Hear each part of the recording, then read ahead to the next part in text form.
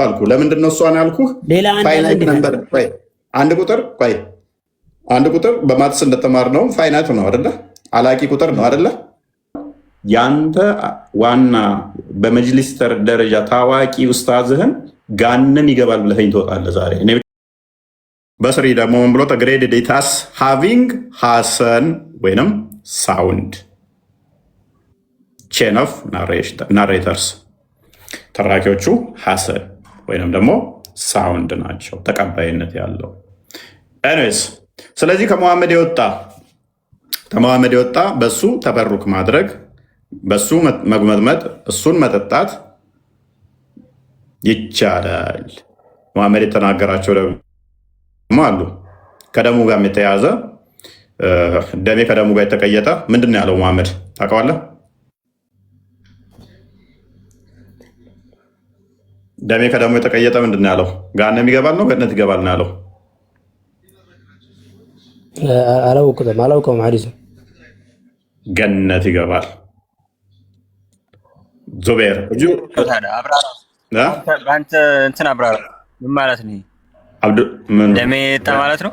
ደሜ ከደሙ የተቀየጠ ማለት እና ምን ማለት ነው? ምን ማለት ነው? ደሜን የጠጣ የሚል አለ ነው? ዝም ብለህ በራስህ ተፍሲር ነው እየፈሰድክ ያለው? ያው እዚሁ ፈተዋ ላይ እሰጥሃለሁ አለ። አንዴ ከፍ አድርግልኝ ፈተዋ። እዚሁም ላይ የጠጣ ጀነት ይገባል እኮ። ይሄንን ያለበት ምክንያት ደሙን ስለጠጣ ነው። ደሙን ስለጠጣ ነው። በጣም በብዙ ቦታ እሰጥሃለሁ። ችግር የለውም። የእንትናን ፎቶ ቪዲዮን ታስደምጠዋለህ፣ ችግር የለውም። የኡስታዝ አደላም ቪዲዮንም ታስደምጠዋለህ፣ ችግር የለውም። ስለማያውቁት ነው። እኔስ ከፍ አድርገው ቀጥል። አልሙሂም አሁን ያወራችሁት ሙሉ በሙሉ ሀዲሱ ዶይፍ ነው። እሺ ወላሂ አንድ ጊዜ ዋብዬ ላምልገርህ እፎይን ካላመንከው እፎይን ማመን ግዴታ አይጠበቅብህም። ሄደህ ጠይቀው። ልክ እንደዚህ ሰውዬ ይሄ ሰውዬውን ቀጥታ ሄዶ ጠይቀዋል። ምን ብሎ ነው የጠየቀው? ኢዜር ዘ ሀዲስ stating that there was a companion who drink the urine of or the blood of the Prophet sallallahu alaihi wasallam የመሐመድን ደምና ሽንት የጠጣ ሰሃባ አለ ወይ ብሎ ኩዌሽን ጥያቄ ጠይቆ ሲመልሱለት ምን አሉ? ይሄው በአብደላ አልዙቤር በአባቱ በኩል እንትን የተባለ የተተረከ ሐዲስ አለ። የጠጣው ራሱ አስቀድሞ ለአጩን ሲጠጣ የነበረ ሰው ነው። ለአጩን በልጅነቱ ሲጠጣ ነበረ። እሱ እሰጥሃለሁ፣ ከቡሃሪ ላይ እሰጥሃለሁ ስትፈልግ። እኔስ ይሄ ትእዛዝ እኮ አለው። ይሄ ትእዛዝ አይደለም። እሱ ለበረከት ድንጋይ አትሁን እባክህ። ለትእዛዝን አይደለም ነው ምናምን የሚለው ውስጥ አትግባ። መጠጣቱን ቅድሚያ አፌርም ታደርግና ከዛ መሐመድ ደሜ ከደሙ የተቀየጠ እሳት አይነካውም ለምን እንዳለ እያመጣንብህ ነው። የጠጣ ኔክስት ከስር ትሆናለህ። አብያው ተረጋጋ። በመጀመሪያ ፕሊስ ተረጋጋ። በመጀመሪያ የጠጣ የለም ብለህ ነበር ስሞግት የነበረው። አሁን ደግሞ መጠጣቱን ስታ ደግሞ አይ ትእዛዝ እኮ አይደለም ቢጠጣ ወደሚለው ውስጥ ልገባ ነው። ተረጋጋ። ደሜ ከደሙ ጋር የተቀየጠ እሳት አይነካውም ያለበትን እኔ በፈለግከው በጣም በርካታ መጽሐፍቶች እሰጥሃለሁ። እዚሁ ፈተዋ ላይ ስለተከፈተ ነው። አስቀድሞ አብደላ ምን አደረገ? ቱክ ዘ ብለድ ኤንድ ድራንክ ኢት ዌን ዘ ፕሮፌት ሰለላሁ ዐለይሂ ወሰለም ላርን አባውት ምናምን ኦርደር ሂም። ትንሽ ከፍ አድርገው። መሐመድ ድፋ ብሎት ነበር። ካብድ ተደርጎ ነው ደሙ ተቀድቶ መሐመድ አብደላ ኢብን ዙቤርን ይህን ደም ድፋ ሲለው ወስዶ ጠጣው። ከዛ ምንድን ነው ያለው መሐመድ? መጠጣቱን ሲያቅ ምን አለ መሐመድ? ለምን ጠጣ? መጠጣት የለብህም ነው ያለው አይደለም። ምንድን ነው ያለው? ፕሮፌት ሰለላሁ ዐለይሂ ወሰለም ምናምን ምን አለ? for him not to be touched by the hellfire በእሳት አይነካም ወይንም ደግሞ በሲኦል አይነካም ነው ያለው። ወይም ሲኦል አይገባም ነው ያለው። ምን ስላደረገ? ደሙ ስለተጠጣ። ቴንክ ዩ። እዚህ ላይ የምትለዋለህ ሙሉ በሙሉ ሳክስ ነው። ለምን በላይ ቆይ ሐዲሱን ክፈተው፣ እዛው ላይ ግሬዱን ታሳየናለህ። ጭንቅላት አልባ አካል አምላኪ ስትሆን ሁሌም መዋሸት ልማድ ስለሆነ ሳሂህ የሚለውን አሳየው። ከፍ እናደርግህ። እናንተ ደግሞ ሳክስ መሆኑን ታሳየናለህ። ከፍተህ ሳሂህ የሚለውን አሳያቸው ለሰው። መጽሐፉን ተወው፣ ቆይ መጽሐፉን ተወው፣ መጽሐፍ ውስጥ አትግባ። ይህንኛው ላይ ብቻ ሳይ። እንደነዚህ አይነት ደናቁርት ጭንቅላት አልባ አካል አምላኪዎች ብዙ መልፋት አያስፈልግም። ግሬዱ ምን ይላል? ሳሂህ ኦተንቲክ። እና አንተ ጭንቅላት አልባ አካል አምላኪ ላዋርድህ። ክፈት፣ አሁን ሳክስ መሆኑ ክፈት፣ መረጃ ክፈት። አንተ ቆይ ለምን ትሳደባለህ? እፎይ በስነ ስርዓት ማውራታችን መረጃ ሳክስ ነው እያልክ አይደለ? እኔ ጽፌው አይደለም። መሞገት ትችላለህ። እኔን ሳይሆን መተቸት ያለብህ እነኚህ ይህንን የጻፉት ኡስታዞቻችን። ሳክሳም የእንትናን አዘጋጅልኝ፣ የኡስታዝ አለላንም ቪዲዮውን አዘጋጅልኝ። ሳክስ የአንተ ኡስታዞች መስጊድ ላይ ቁጭ ብለው የሚያስተምሩት ውሸት እና ሳክስ መሆኑን ሙሐመድ ደግሞ በእኔ ላይ የቀጠፈ ጋነም ይገባል ብሏል። ያንተ ዋና በመጅሊስ ደረጃ ታዋቂ ኡስታዝህን ጋነም ይገባል ብለኸኝ ትወጣለህ ዛሬ። እኔ ብቻ ሳልሆን እኔ ስለማላም ነው ሰከስኩ ልበል። ይሄን የመጽሐፉልን ማአት መጽሐፍ ታመጣብሃለሁ። ቀጣይ ግን ኡስታዝ አለላን ደግሞ ጋነም ይገባል ትላለህ። ይህንኑ ፈስሮታል እሱ። አሁን ክፈት ክፈት። እሺ አሁን ክፈት፣ መረጃ ቅድሚያ ክፈት። ቪዲዮ እየላኩልህ ነው። ቪዲዮ ክፈት። የአንተን ተረት ተረት ጭንቅላት አልባ አካል አምላኪዎች ተረት ተረት አንሰማ። መረጃ ክፈት። ተረት ተረት ማለት አንተም ስላሴ ሰዳይ ብለህ እኮ ታሰዳይ። ክፈት። ጭንቅላት አልባ ተረት ተረት እያመለክ ተረት ተረት ነው የቤት ልታወራ አትችልም። መረጃ ካለ ክፈት። ተረት ተረት ማውራት እኛ ቤት አይቻልም። እንደሚያውቅ ሰውዬ እኔን ልሞግት ሞክራለህ አይደለ? እኔን እንደሚያውቅ ሞክራለህ። የራስን አስተምሮ ቻሌንጅ ማድረግ ትችላለህ። ይሄንን ሳሂህ ያሉት ሐሰን ያሉት ወራዳ ቆሻሾች በነብያችን ላይ የቀጠፉ ናቸው ብለህ አሉ የምትላቸውን እንትኖችን ሙፈሲሮችህን የሐዲስ ሊቃውንቶችን መሳደብ ትችላለህ። እኔን አይደለም። ሙሐመድ ደግሞ በእኔ ላይ የቀጠፈ የዋሸ ጋነም ይገባል ብሏል። እነኝን አካላት ወደ ጋነም ትልካቸዋለህ። እኔን ሳይሆን አንድ ቀጣይ ልስጥህ፣ አዘጋጅ መረጃውን። እስከዛ ዝም ብለህ ግን አታወራትም። ዋብያው ትሞታታለህ እንጂ ይሄንን ኡስታዝን ለምሳሌ ጋነም ትከተዋለህ። አዳምጥ። ጭንቅላት አልባ አካል እያመለክ አንተም ተደፍናል። ጭንቅላት አልባ ይሄ ኡስታዝ ለምሳሌ ይህንን ያልኩትን ደግሞታል። ቀጥለው የለሃጩን ተወውና እንትኑ ላይ ብቻ የለሃጩን ተወውና የደሙን ፓርት ብቻ ለሃጩ ላይ ጥያቄ ስላላ ጭንቅላት አልባው ለሃጭን መጠጣቶቸው ነው የሚያስፈልገው። የደሙን ፓርት ብቻ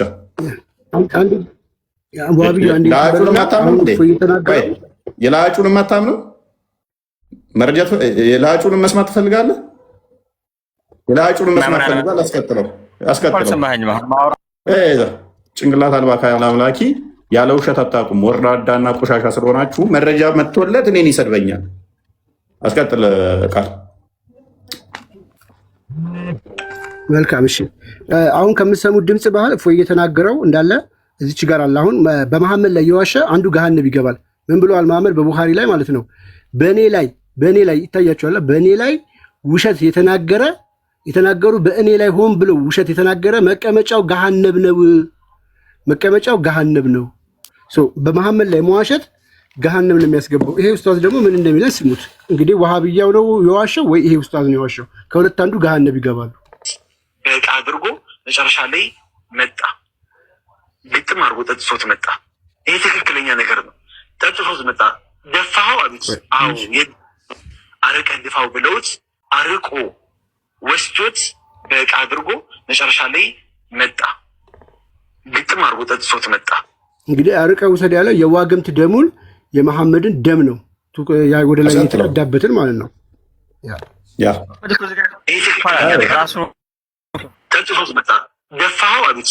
አዎ የት ደፋኸው ያ ረሱላህ? ሰው ማይደርስበት ቦታ ላይ አላሉኝም አላቸው። አዎ እዛ ደፋኸው። አዎ ከዛ ሳይኮሎጂካሊ ሰዎችን ይረዳሉ። ያላ መልእክተኛ ለአለከ ሸሪተው ጠጥተኸው ነው አሉት። ከዛ ፈራ ተባብሎ አዎ አላቸው። ምን አሉ ያላ መልእክተኛ? አሁን ደም አስሉ ምንድነው? ሐራም ነው፣ ተገቢም አይደለም፣ ነቢዩም አላዘዙም። ግን አድርጎታል። ይሄ ሰውዬ የኔ ደም ከሱ ደም ጋር የተዋሃደበት የሆነ ሰው የጀሃነም እሳት አይነካውም አሉ ያላ። ምን አለ? ደሜ ከደሙ ጋር የተዋሃደ ሰው የገሃነም እሳት አይነጋውም። የመሐመድ ደም የዘላለም ሕይወት ይሰጣል፣ ያድናል፣ ከሰዓት ያድናል ነው። ዋብያው ማይክን አንሳና ሙሐመድ ደሙን የጠጣለትን ደሜ ከደሙ ጋር የተቀየጠ ደሙን ለጠጣው ሰውዬ የገሃነም እሳት አይነካውም ብሏል አላለም? ካላለ ይሄ ሰውዬ በነብይህ ላይ የዋሸ ነው። ይሄ የመጅሊሳችሁ ላይም ታዋቂ የሆነ በመጅሊስ ላይም ስልጣን አለው። ባይዘ አዲስ አበባ ምን መስጊድ ነው ውጥባ የሚያደርግ ነው? ገሃነም ገቢ ነው ወይንስ አይደለም? የሱሉልታ መስጊድ ኢማም ነው። ኢማም ነው ዋና የሱሉልታ መስጊድ ኢማም ነው። ባዲስ ፋይል ሙሐመድ በሌላ ዋሸ፣ ቀጥታ መኖሪያውን ጀሃነም ያድርግ ብሏል አይደለ? ተስማማን። ሙሐመድ እንዲህ ብሏል አላለም? መልስልን። እኔ ሐዲስ ውስጥ ከማድረግ አላምንም። ስለዚህ ይሄ ሰውዬ በሙሐመድ ላይ የዋሸ ነው ማለት ነው። በሙሐመድ ላይ የዋሸ ነው ማለት ነው። እናመሰግናለን። ስለዚህ ይሄ ኡስታዝ አለላ ይደርሰዋል።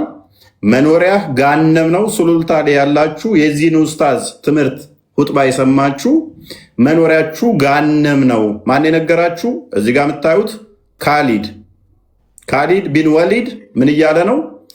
ሙሐመድ ደሜ ከደሙ ጋር የተቀየጠ የገሃነም እሳት አይነካውም ያለውን ይሄ ያስተማራችሁ ውሸት ነው። ሙሐመድ እንደዛ አላለም። ይሄ ኡስታዝ በሙሐመድ ላይ እየቀጠፈ ነው። አስጠጋው በደንብ ራሱም እንዲያዩ። ይሄ ኡስታዝ ቀጣፊ ውሸታም ነውና መኖሪያው ገሃነም ነው ብሎናል። እናመሰግናለን። ቴንኪው። ይሄ ብቻ ሳይሆን እሺ እንዳለ ኪታቦቹም ውሸት ናቸው ማለት ነው። እንደዛ ብለው የጻፉት አይደለ? ካሊድ ሳሂህ ያሉትም እነ በስሪም እነ ሙስድራቅም እና ላፊሚ ላይ የተቀመጠው በሙሐመድ ላይ ዋሽተው ነው አይደለ? አጎቴ ካላየሁ ኋላ ምንም እኮ ነው ያለ። እኔ ዶይፍ ነው አልቀበላት እኮ እኔ ዶይፍ ነው። እኔ እየዋሹ ነው አይደለ? እየዋሹ ነው። አልባህቂ ዋሽቷል። አልባህቂ መዋሸት አልመዋሸት አለው። ኦኬ ዶይፍ ነው ሐዲሱ ዶይፍ ነው፣ ሰሂህ አይደለም። ድጋሚ ይኸውልህ ሳሂህ ያሉት እነማን መሰሉ? አልዳርቁጥኒ ሳሂህ ብሎታል። አልሐኪም አልባዘር አብዱል ያሊያ አብዱል ነሂም ሳሂህ ብሎታል። አልባህቂ አልሐትሚያ እሱም ምን ብሎታል? ኮንሲደር ዛት ዘ ቼን ኦፍ ዘ ናሬሽን ዘ ሐዲስ ቱ ቢ ሳሂህ አውተንቲክ። እነዚህ ሰዎች በጠቅላላ እነዚህ እና አልባቂ በነገራችን ላይ መጽሐፉን ላይ ጽፎለታል ለብቻው። ስለዚህ ሰሂህ ነው፣ ተቀባይነት ያለው ነው፣ አውተንቲክ ነው ብለውታል። ስለዚህ እነዚህ ሰዎች በሙሉ እየዋሹ ነው እያልከ ነው አይደል? ያ እናመሰግናለን። ከስር ላላችሁ ቴንኪው። የሙሐመድ ደም የጠጣውን ሰውዬ ደሙ ከደሜ ጋር ይገናኛል ያለው በጣም ብዙ ቦታ ነው ያለው። ባይዘ ኡስታዙ ዋሽቷል። ስለዚህ እኛ አይደለንም ውሸታሞቹ። እነ ሀተሚ እነ አልባሐቂ ሌሎችም አይደለ ውሸታም ናቸው። ከሀዲሱ ቀጥሎ ምንም ይመጣ ነገር አዳምጥ አንተ። ስለዚህ ውሸታምና ወራዳ ስለሆኑ እናመሰግናለን። አሁን ኔክስ የሙሐመድ ላይ ተጠጣላ ጠጣ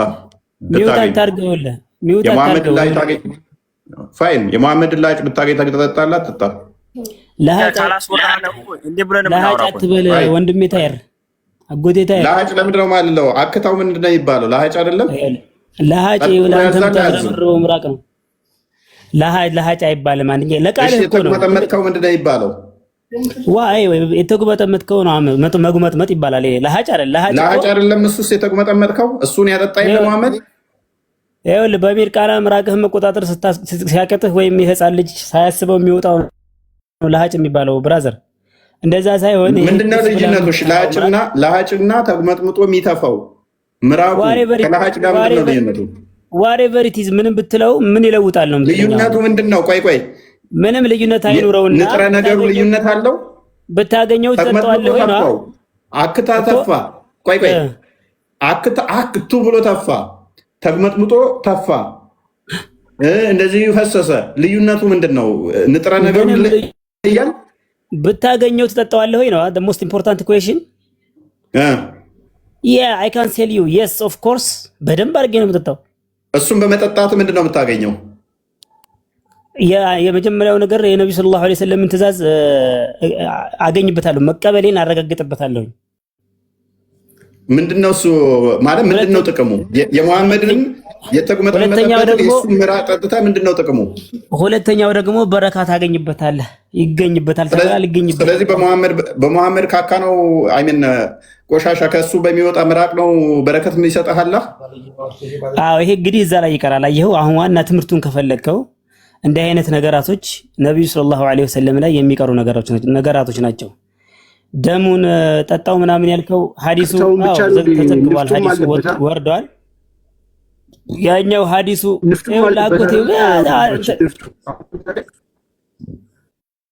ይኸው እንደፈለክ ብታደርገው አልኩህ እኮ ሆነም አልሆነም። ነብዩ እንግዲህ አትቃባት ነብዩ ሰለላሁ ዐለይሂ ወሰለም ሲያደርጉት የነበሩት አያስረዳኝ። ውዱ ማለት ነው። ውዱ ማለት ምን ማለት ነው? እንደገና ሌላ ትምህርት ላስተምርህ ስለ ውዱ ደግሞ። ይኸውልህ አጎቴታ እፎይ አዳምጠኝ። ዋናው ነገር ከትምህርቱ የምትቀስመው ነገር ነው። አሁን እኔ ግን ኡስታዝ ነኝ ብዬ ወይም ሸህ ነኝ ብዬ እና ምራቄን ጠጡ ወይና ደሜን ጠጡ ይሄ አይሆንም። አንዳንድ ቦታዎች ላይ ይሄ ይደረጋል ይከሰታልም። ያ አሁንም ያደርጉታል። ቃል ልክ የለአለው ምራቃቸውን ያጠጡ አሁንም አሉ አይደለ? አሉ ያንን አሁን የሚደገፍ አይደለም። ሱና ተከትለው አሁን ድረስ ውሃዛው ይመጣሉ እያሉ ይተፉላቸዋል። እሱን ይጠጡታል።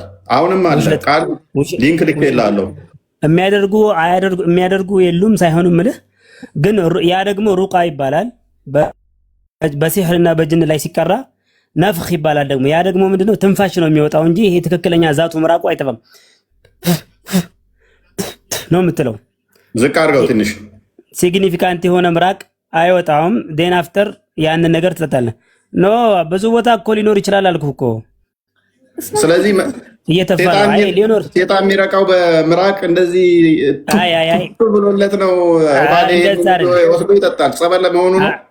አይ ደግሞ እነዚህ ሰዎች አሁን እንደዚህ ምራቅ ሱና ነው አክቹዋሊ። ቆይ ደግሞ ኢምፖርታንት ነገሩ እሱ አይደለም ቁርአኑ ነው ዋናው ነገር። እንስማማ እሺ። ይሄን ሱና የወሰዱት ከመሐመድ ነው። የመሐመድን ይሄ አይነ ቡዳ ሲበላ እንትን ለማስራቅ ሴጣን ለማስራቅ ምናምን እያሉ የእሱ ምራቁን ይተፋባቸው ስለነበረ እንደገና ደግሞ የፀጉሩን እጣቢ እያጠቡ ይጠጡ ነበረ። አሁን ይህን ማስቀጠላቸው ነው። እነኚህ እንዴት ነው መድኃኒት ሊሆን የሚችለው ነው? እኔ መሐመድ ፀጉሩ ታጥቦ የእሱ ተዛ የቡዳ ማስለቀቂያ እሱን ጠጥቼ የእሱን እጁና ፊቱን ውዱ ሲያደርግ ቃል እንዳለው እጁን ይታጠባል፣ ፊቱን ይታጠባል፣ እግሩን ይታጠባል፣ ከዛ ይበጠመጣል፣ ይተፋል። ያንን ጠጥቼ እንዴት ነው መድኃኒት የሚሆነው ነው? ሆላ በቃ ይሄ እኮ ነው ነገሩ። እንግዲህ ሃይማኖታዊ ሰው ስለሆንክ አንተ ይሄ ላስረዳህ አልፈልግም። አሁን ይሄ ውስጡ ላይ ምናምን አዚትሮማይሲን ስላለው ምናምን ብዬ ሜዲካሊ አላስረዳህም ነው። ምክንያቱም መንፈሳዊ ሰው ነህና ክርስቶስ ስጋና ደም የአምላክ ስጋና ደም እናንተ ያው በክርስትና እምነት ብዙ ጠልቄ ባላቅም ብዙ ነገር ታደርጋላችሁ። የአምላክ ስጋና ደም አይደለም አዳምጠና የአምላክ ስጋና ደም ያድናል ስንል አንተ የፍጡር እጣቢ የፍጡር ንፍጥ የፍጡር የእግር እጣቢ ከምትጠጣ የፈጣሪ የክርስቶስ የአምላክ ስጋና ደም ያድናል ሲባል ለምን ትቃወማላችሁ? የአምላክ እኮ የአምላክ ስጋና ደም ምናምን ብዙ ኮምፕሊኬትድ ሆነ እኮ የእናንተ እምነት። አሁን አስረዳኝም ብለህ አታስረዳኝም። ስለዚህ የመሐመድ አክታ ይሻላል ማለት ነው። ሽንቱና አክታ ይሻላል እንዴ? በጣም እንጂ ያው ቀለል ያለ እኮ ነው። ቀለል ይላል በነገር ላይ 3 ነው 1 ነው 4 ነው 8 ነው ስጋው ተሰቅሎ ተወርዶ ቀለል ያለችዋን መሐመድን እጣቢውን ብጠጣ ይሻላል አክታውን ብበላ ይሻላል ነው። እና በጣም ቀለል ያለ አስተምሮት እኮ ነው። ለአእምሮ ቀለል ይላል በነገር ላይ እስልምና ያለ ነገር እኮ ትክክል ነው ማለት አይደለም። የሚለው በነገር ላይ እስልምና አሁን የእናንተ አሁን በጣም ኳንተም ፊዚክስ ነው የሚሆነውና አንዳንዴ ዝም እላለሁ በነገር ላይ። ቁርአን ኮም ነው የሚለው ስሙ ማን ነው? ቁርአን ኮም ነው። አይ ቲንክ ቁርአን ኮም ነው ማለት የሚለው አይደለ? አረብኛ አታነብም እንዴ? ቁርአኑል ከሪም ነው የሚለው። ከሪም ነው። ኦኬ ሶሪ። እና በደንብ አስተውል እና ቀለል የሚል ነገር ስላሴን አስረዳኝ እስኪ። ሊስን ኳንታም ፊዚክስ ነው የሚሆነው እናንተ አልክ። አረ አስረዳኝ ስላሴን እስኪ። እኔ ክርስቲያን መሆን ብፈልግ ምን ልረዳ እኮ? ኳንታም ፊዚክስ ከባድ ነው አይደለም ብለውናል። አዎ እንደዛ ነው ኳንታም ፊዚክስ። አረ ተምረናል ብሮ በጥሰናል ዩኒቨርሲቲ። እሺ ያ ኳንታም ፊዚክስ ትንሽ ከበድ ይላል። እሺ ወደፊት ተቆራር የሚያደርገው ሜቢ ሳይንሱን እሱ ነው የሚሆነው። ኤኒዌይስ ኳንታም ፊዚክስ እንደ ኳንታም ፊዚክስ ከባድ ሆነብን አልክ። ፈጣሪ ከኳንታም ፊዚክስ ያንሳል ብለህ ነበር የምጠብቀው ማለት ነው። እናንተን ከኳንታም ፊዚክስም ያነሰ በቀላሉ በማትስ ሂሳብ በቀመር የሚታወቅ ነው ብለህ ነው የምታምነው አንተ ፈጣሪ ማለት የሆነ ምን መሰለህ ቁል ሁወ አላሁ አሐድ አላሁ ሰመድ ለም የሊድ ወለም ይውለድ ወለም የኩን ለሁ ኩፉወን አሐድ። አሁን እኮ ይሄንኛው እኮ እኔ አሁን ጃሂል በሆነ ራሱ ለጃሂሎች ምን ነገረው ነው? አየኸው አይደለ? ህፃናትም ይረዳዋል መሀይምም ይረዳዋል። እኔ አሁን መሀይም ነኝ ብዙ ስለ እምነት አላውቅም። ቁል ሁወ አላሁ አሐድ አላሁ ሰመድ በቀኝ ዩኒቨርሲቲ በጥሻለሁ አልክ እኮ አትሊስት ዩኒቨርሲቲ ከበጠስክ ይሄ አሁን እኮ ኢሬሌቫንት ነገር ነው። ቁል ሁወ አላሁ አሐድ በል እርሱ አንዱ ነው። አላሁ ሰመድ እሱ መጠጊያ ነው። ለም የሊድ ወለም ይውለድ አልወለደም አልተወለደም ወለም ይውለድ ወለም ይሄ አሁን አልወለደም አልተወለደም ሰው ምን እንደዚህ ለህፃን ነገርከው አንድ ነው አልከው። ስለዚህ ምንድን ነው ሰዋት አንድ የሚለው ራሱ በአይምሮ የሚመጣው ከዛ ምንድን ነው ከፍጡር ጋር እቺ ሂሳብ ቁጥርን ማለት ነው ሁለት እያለ የተማራትን ቁጥር እየነገርከው ከፍጡር ጋር እያመሳሰልክ እየነገርከው ነው። ስለዚህ አምላክ ምን ሆነ ማለት ነው? ሪዲዩስ ዳርገኸው ወደ ፍጡር ውስጥ ከተኸው ሂሳብ ቀመር ውስጥ ከተኸው ገና የኬጂ ተማሪዎች ለእነሱ የሚሆን ነው አልከን። እኛ ደግሞ ምን ብለን እናምናለን መሰለህ? እኛ ምን ብለን እናምናለን መሰለህ? ትንቢተ ኢሳይያስ ምዕራፍ 40 ቁጥር 18 ነው የሚናገረው። እንዲሁም ትንቢተ ኢሳይያስ ምዕራፍ 45 ላይ እግዚአብሔር ምንም አምሳያ የለውም ብለን ነው ምናምን አምሳያ የለውም። ስለዚህ ምንም ነገር የማይመስለው ከሆነ ዝም ብለህ ቀለል አድርገው አንድ ነው ብለህ ከኔ ጋር የምታመሳስለው እኔ አንድ ነኝ እሱም አንድ ነው እንደዛ የምትለው አይደለም። ቁጥር ራሱ አይገዛም። አንድ መሆን ራሱ ተመሳሳይነትን ያስይዛል እንዴ? ያስይዛል። አትሊስት አንድ የሆነ ነገር ሁሉ ይመሳሰላል ማለት ነው። በቁጥር ተመሳሰል አንድ አትሊስት በቁጥር ተመሳሰል እኔ ማለት እሱም አንድ ነው። ለምን ምስቀው አንተም አንድ ነው ምን የሚመሳሰል ነገር አለ? ጣልቃ ትግባ ዝም ብለህ ይመሳሰላል። ምክንያቱም መመሳሰል ከብዙ አይነት ይነካል፣ ከብዙ አይነት ይነገራል። ከመልክ ሊነገር ይችላል፣ ከአካል አንጻር ከቁጥር አንጻር ሊነገር ይችላል፣ ከባህሪ አንጻር ሊነገር ይችላል። ለምሳሌ ከባህሪ አንጻር እኔ እናንተ ሰውነን እንመሳሰላለን። ባህሪ የሰውነት ባህሪ ሼር ስለምናደርግ፣ በመልክ ግን እኔ እናንተ አንመሳሰልም ልንባባል እንችላለን። እከሌና ከሌ አንድ አይነት ናቸው ተመሳሳይ ናቸው ይባላል። ከሌና ከሌ ተመሳሳይ ናቸው እከሌና ከሌ አይመሳሰሉም ስትል እኔና አንተ አንመሳሰልም ስንል እኔ ሰው ሆኜ አንተ ሰው ሳትሆን ቀርተህ አንተ ሰው ሆነ እኔ ሰው ሳትሆን ቀርቼ አይደለም። ሁለታችን አንመሳሰልም ስንል በምንድነው? መልካችን ከለሩ ስላልተመሳሰለ ነው። በባህሪ የተለያየ ነው አይደለም። አንተም ሰው ነህ እኔም ሰው ነን። አንድ ባህሪ ነው ያለው አይደለ? ሰውነት አንድ ባህሪ ቢኖረንም በአካል ደግሞ ሁለት ነን። በአካል ደግሞ አሁንም ሁለት ነን። በአካል ሁለት ብንሆንም ደግሞ ተመሳሳይ አካል አለን። አንተ ሁለት እጅ አለ፣ እኔ ሁለት እጅ አለኝ። ሁለት እግር አለ፣ ሁለት እግር አለኝ። ሁለት አይን አለኝ፣ ሁለት አይን አለ። ሁለት ጆሮ አለ፣ ሁለት እነኚህ ስትራክቸራሊ ተመሳሳይ ነን። በስትራክቸር ደረጃ ፕሮሰስ ያደረግነው አካሎቶቹን ማለት ነው። ግን በመልክ አልተመሳሰልም ልንል እንችላለን። እንደገና ደግሞ በአካልም አልተመሳሰልም ልንልም እንችላለን። አንተ ሁለት እጅ ኖሮ እኔም ሁለት እጅ ኖረኝ፣ ሁለት እግር ኖሮ ተመሳሳይ ቁጥር ኖረን እንኳን አንመሳሰልም በአካልም ሊባል ይችላል። እንዴት? አንተ ወፍራም ግብዳ ልትሆን ትችላል፣ እኔ ቀጭን ልሆን እችላለሁ። ይህን መሰረት በማድረግ ውፍረትና ቅጥነትን በማድረግ ደግሞ አሁንም አንመሳሰልም ልንል እንችላለን። አየህ። ስለዚህ አንድ አካል ይመሳሰላል አይመሳሰል የሚባለው ዲፔንድ ይሆናል። ምንን መሰረት አድርገ ነው አይመስልም ይመስላል የምትለው ማለት ነው ለፍጡራን። ፈጣሪ ግን በምንም በቁጥርም በመልክም በሳይዝም በመጠንም በምንም ነገር ከፍጡራን ጋር አይመስልም። ስለዚህ ስንት አምላክ ነው ያለህ? አሁን አንተ ቁጥር ጥራ ብልህ ቁጥር የለውም ነው የምትለኝ? የሂሳቡን ቁጥር እየጠራ የሂሳቡን ቁጥር የማትማትስ የሚከፈል ከፊትና ከኋላ አስከታይ ያለውን ቁጥር እየጠራ ፕሪሰፖዝ አድርገህ ከሆነ ፈጣሪ በሱ አይገለጥም እልሃለሁ። ነገር ግን አንተ ለምሳሌ ስላሴ በስላሴ ታምናለህ? ያ ስላሴ ማለት ስላሴ አደኔም ኢንዲኬትስ ሶስትዮሽ ማለት እኮ ነው። ሶስት ማለት ነው። አሁን ሶስት ስትል ምንድን ነው ብዬ እልሃለሁ። አሁንም አንድ ስትል እቼ ማትሷን አስከታይና ተከታይ ያላትን ቁጥር ከሆነ ኖ እልሃለሁ አልኩህ። ለምንድን ነው እሷን ያልኩህ? ፋይናይት ነምበር አንድ ቁጥር በማትስ እንደተማርነው ፋይናይት ነው አይደለ? አላቂ ቁጥር ነው አይደለ? አንድ ነገር የሚያልቅ ነው አይደለ? ተፊቱ አስከታይ ያለው ከኋላ ዜሮ አለው አይደለ? አንድ ፈጣሪ ደግሞ እኛ ትራንሴንደንት ነው ኢንፋይናይት ነው ብለን ነው የምናምነው። ኢንፋይናይት የሆነ ነገር ፋይናይት የሆነ ነገር ይገልጸዋል ብለን አናምነው። ምንም አይገድበውም እኮ አሁን እሱን አስረዳለሁ። እንደዛ ከሆነ ምንም አይገድበውን በምንም አይለካውን ማይሰፈረውን በሚሰፈር በሚለካ በተገደበ ነገር አይገለጥም ብለን ካልን በኋላ በዛ ከገለጥ ነው በዛ ኤግዛክት ነው ካልን አስቸጋሪ ነው። ቁጥር አንድ ካልን መጠን አለው። ክብደቱ ይሄ፣ ውፍረቱ ይሄ፣ ቁመቱ ይሄ ተብሎ የሚገለጥ ነገር ነው። 1 2 3 ተብሎ የሚቆጠሩ ነገሮች መጠናቸው ለሚታወቅ ቁመታቸው ይሄ፣ ወርዳቸው ይሄ፣ ሳይዛቸው ይሄ ተብሎ ለሚባል ነው። ፈጣሪ ደግሞ ኢንፋይናይት ነው ብለናል። ማለት ፋይናይት አይደለም።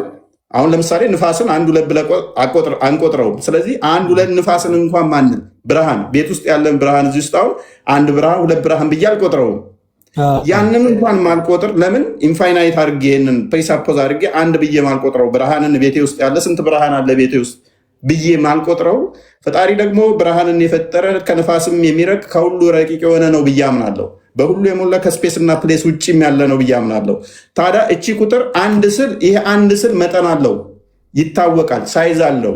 ቁጥሮች ሁሉ 1 2 የሚባሉት ከኋላቸው ያስከተሉት ከፊታቸው የሚከተላቸው አለ፣ አላቂ ስለሆኑ ማለት ነው። ሊቆጠሩ ሊለኩ ሊሰፈሩ የሚችሉ ናቸው። ማይቆጠሩ ነገሮች ይሰፈራሉ።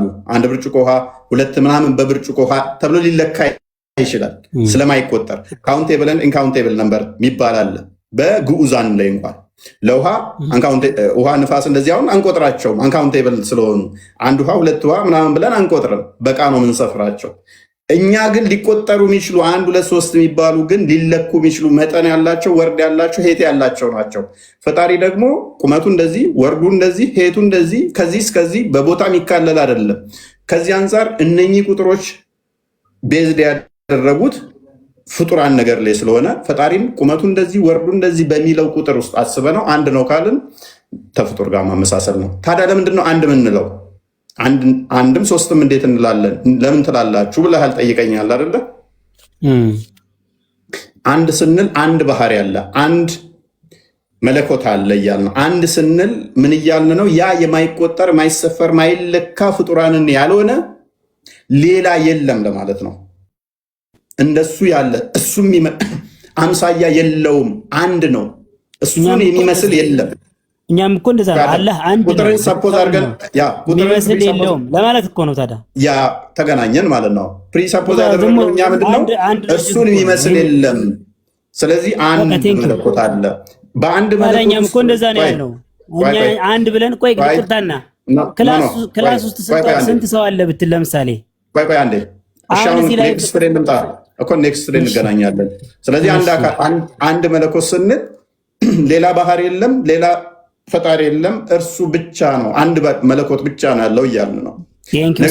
ስፔሻል መሆኑ ማሳያ ነው ያ እንጂ ቁጥርን ፕሪሰፖዝ አድርገን አይደለም። እቺ የምትካፈለውን ቁጥር ታሳቢ አድርገን አይደለም። አንድ ምን እኛ ግን ያንን ታሳቢ አድርገን ነው።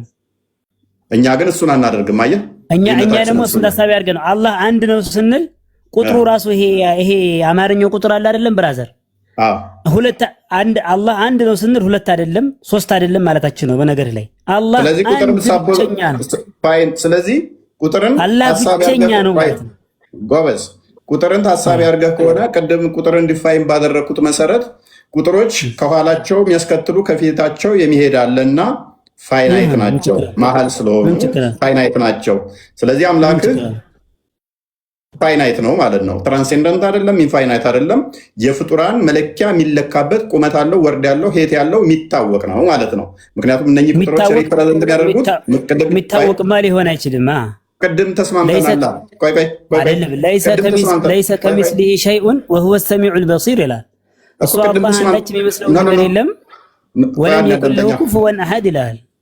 ስለዚህ ኮንትራዲክሽን ሰልፍ ሪፊቴሽን ራስ ላይ እየሰራ ነው። ምክንያቱም አመጣ መሰለ ኢንፋይናይት የሆነውን ነገር ደግሞ ፋይናይት ይገልጠዋል ብለኸኛል እኮ ምክንያቱም እኔ እኮ አይዲድንት ሴይ ኢንፋይናይት ነው ኢንፋይናይት አይደለም እኮ አላልኩም እኮ ቅድም። እሺ ወደ ኔክስት እንለፍ። እሺ ወደ ኔክስት እናልፍ። እንዴት እንደሚመስል ላሳየ። እኛ አንድ መለኮት አለ ስንል ያ አንዱ መለኮት አምሳያ የለውም ለማለት ከተጠቀምንበት፣ ነገር ግን እቺን ቁጥር የማትሷን ታሳቢ አናደርግም ካልኩህ መልካም። እዛ ላይ እኔ ላይ ችግር የለብህም። ጥያቄ ካለ እሱ ላይ እቀበልሃለሁ። አያዋጣችሁ የምትል አርጉመንት ካለህ ማለት ነው። እንደማዋጣህ አንተን ግን እያሳየሁህ ነው። ኔክስት ግን እኛ በአካል ሶስት ስንል በአካል ሶስት ስንል እኔ የሚል ሶስት አካል አለው። አንድ ባህሪ ላይ አንድ መለኮት ላይ ሶስት አካል አለ። አምላካችን ቃል አለው። አምላካችን ሕያው ነው፣ ሕይወት አለው።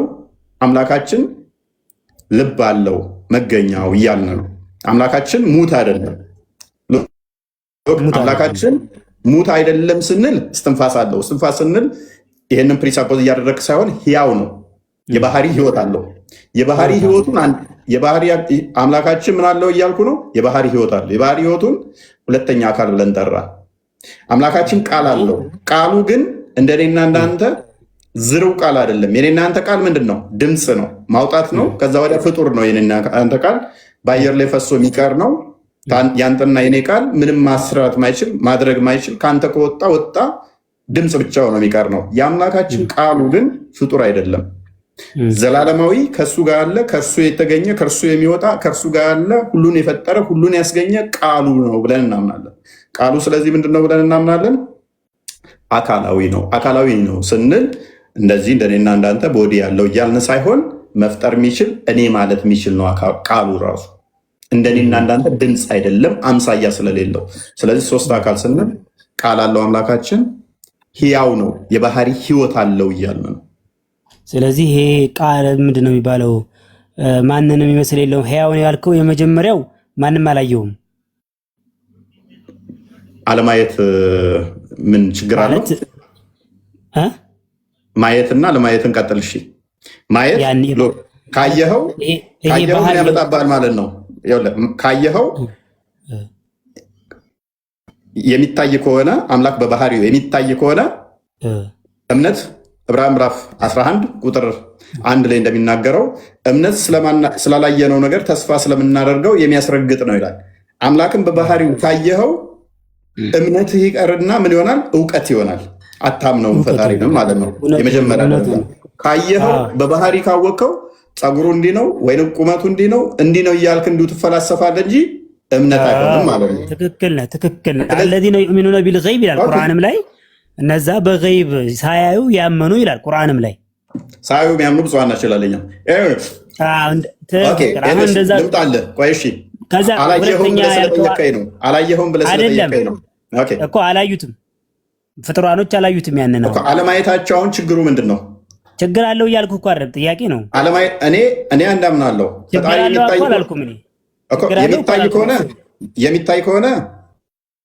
የሚታይ ከሆነ አይን የሚያካብበው የሚያካልለው የሚያዋስነው ከሆነ ፍጡር ነው። ልነግርህ እኮ ነው እሱን። እኔ አሁን ጥያቄ እያስተማርከኝ ነው አይደለ? አሁን ስለ እምነትህ እኮ እያስተማርከኝ ነው። አንተ አስረዳይ ብዬ እያስረዳኸኝ ነው። ቀጥል እሺ። ስለዚህ ያልገቡኝም ብዥታዎች እያጠራሁ እንድሄድ ብዬ ነው። ስለዚህ እነዚህ በሶስት እንትናቸው ሶስት ናቸው ስትለኝ አንደኛው ማንም አላየውም ወይም ምንድነው መለኮት ነው ብቻውን ነው አንድ ነው አልከኝ። ሁለተኛው ደግሞ ባህሪው ነው አልከኝ አይደለ? እሺ። ሶስተኛው ደግሞ ቃሉ ነው አልከኝ። እሺ።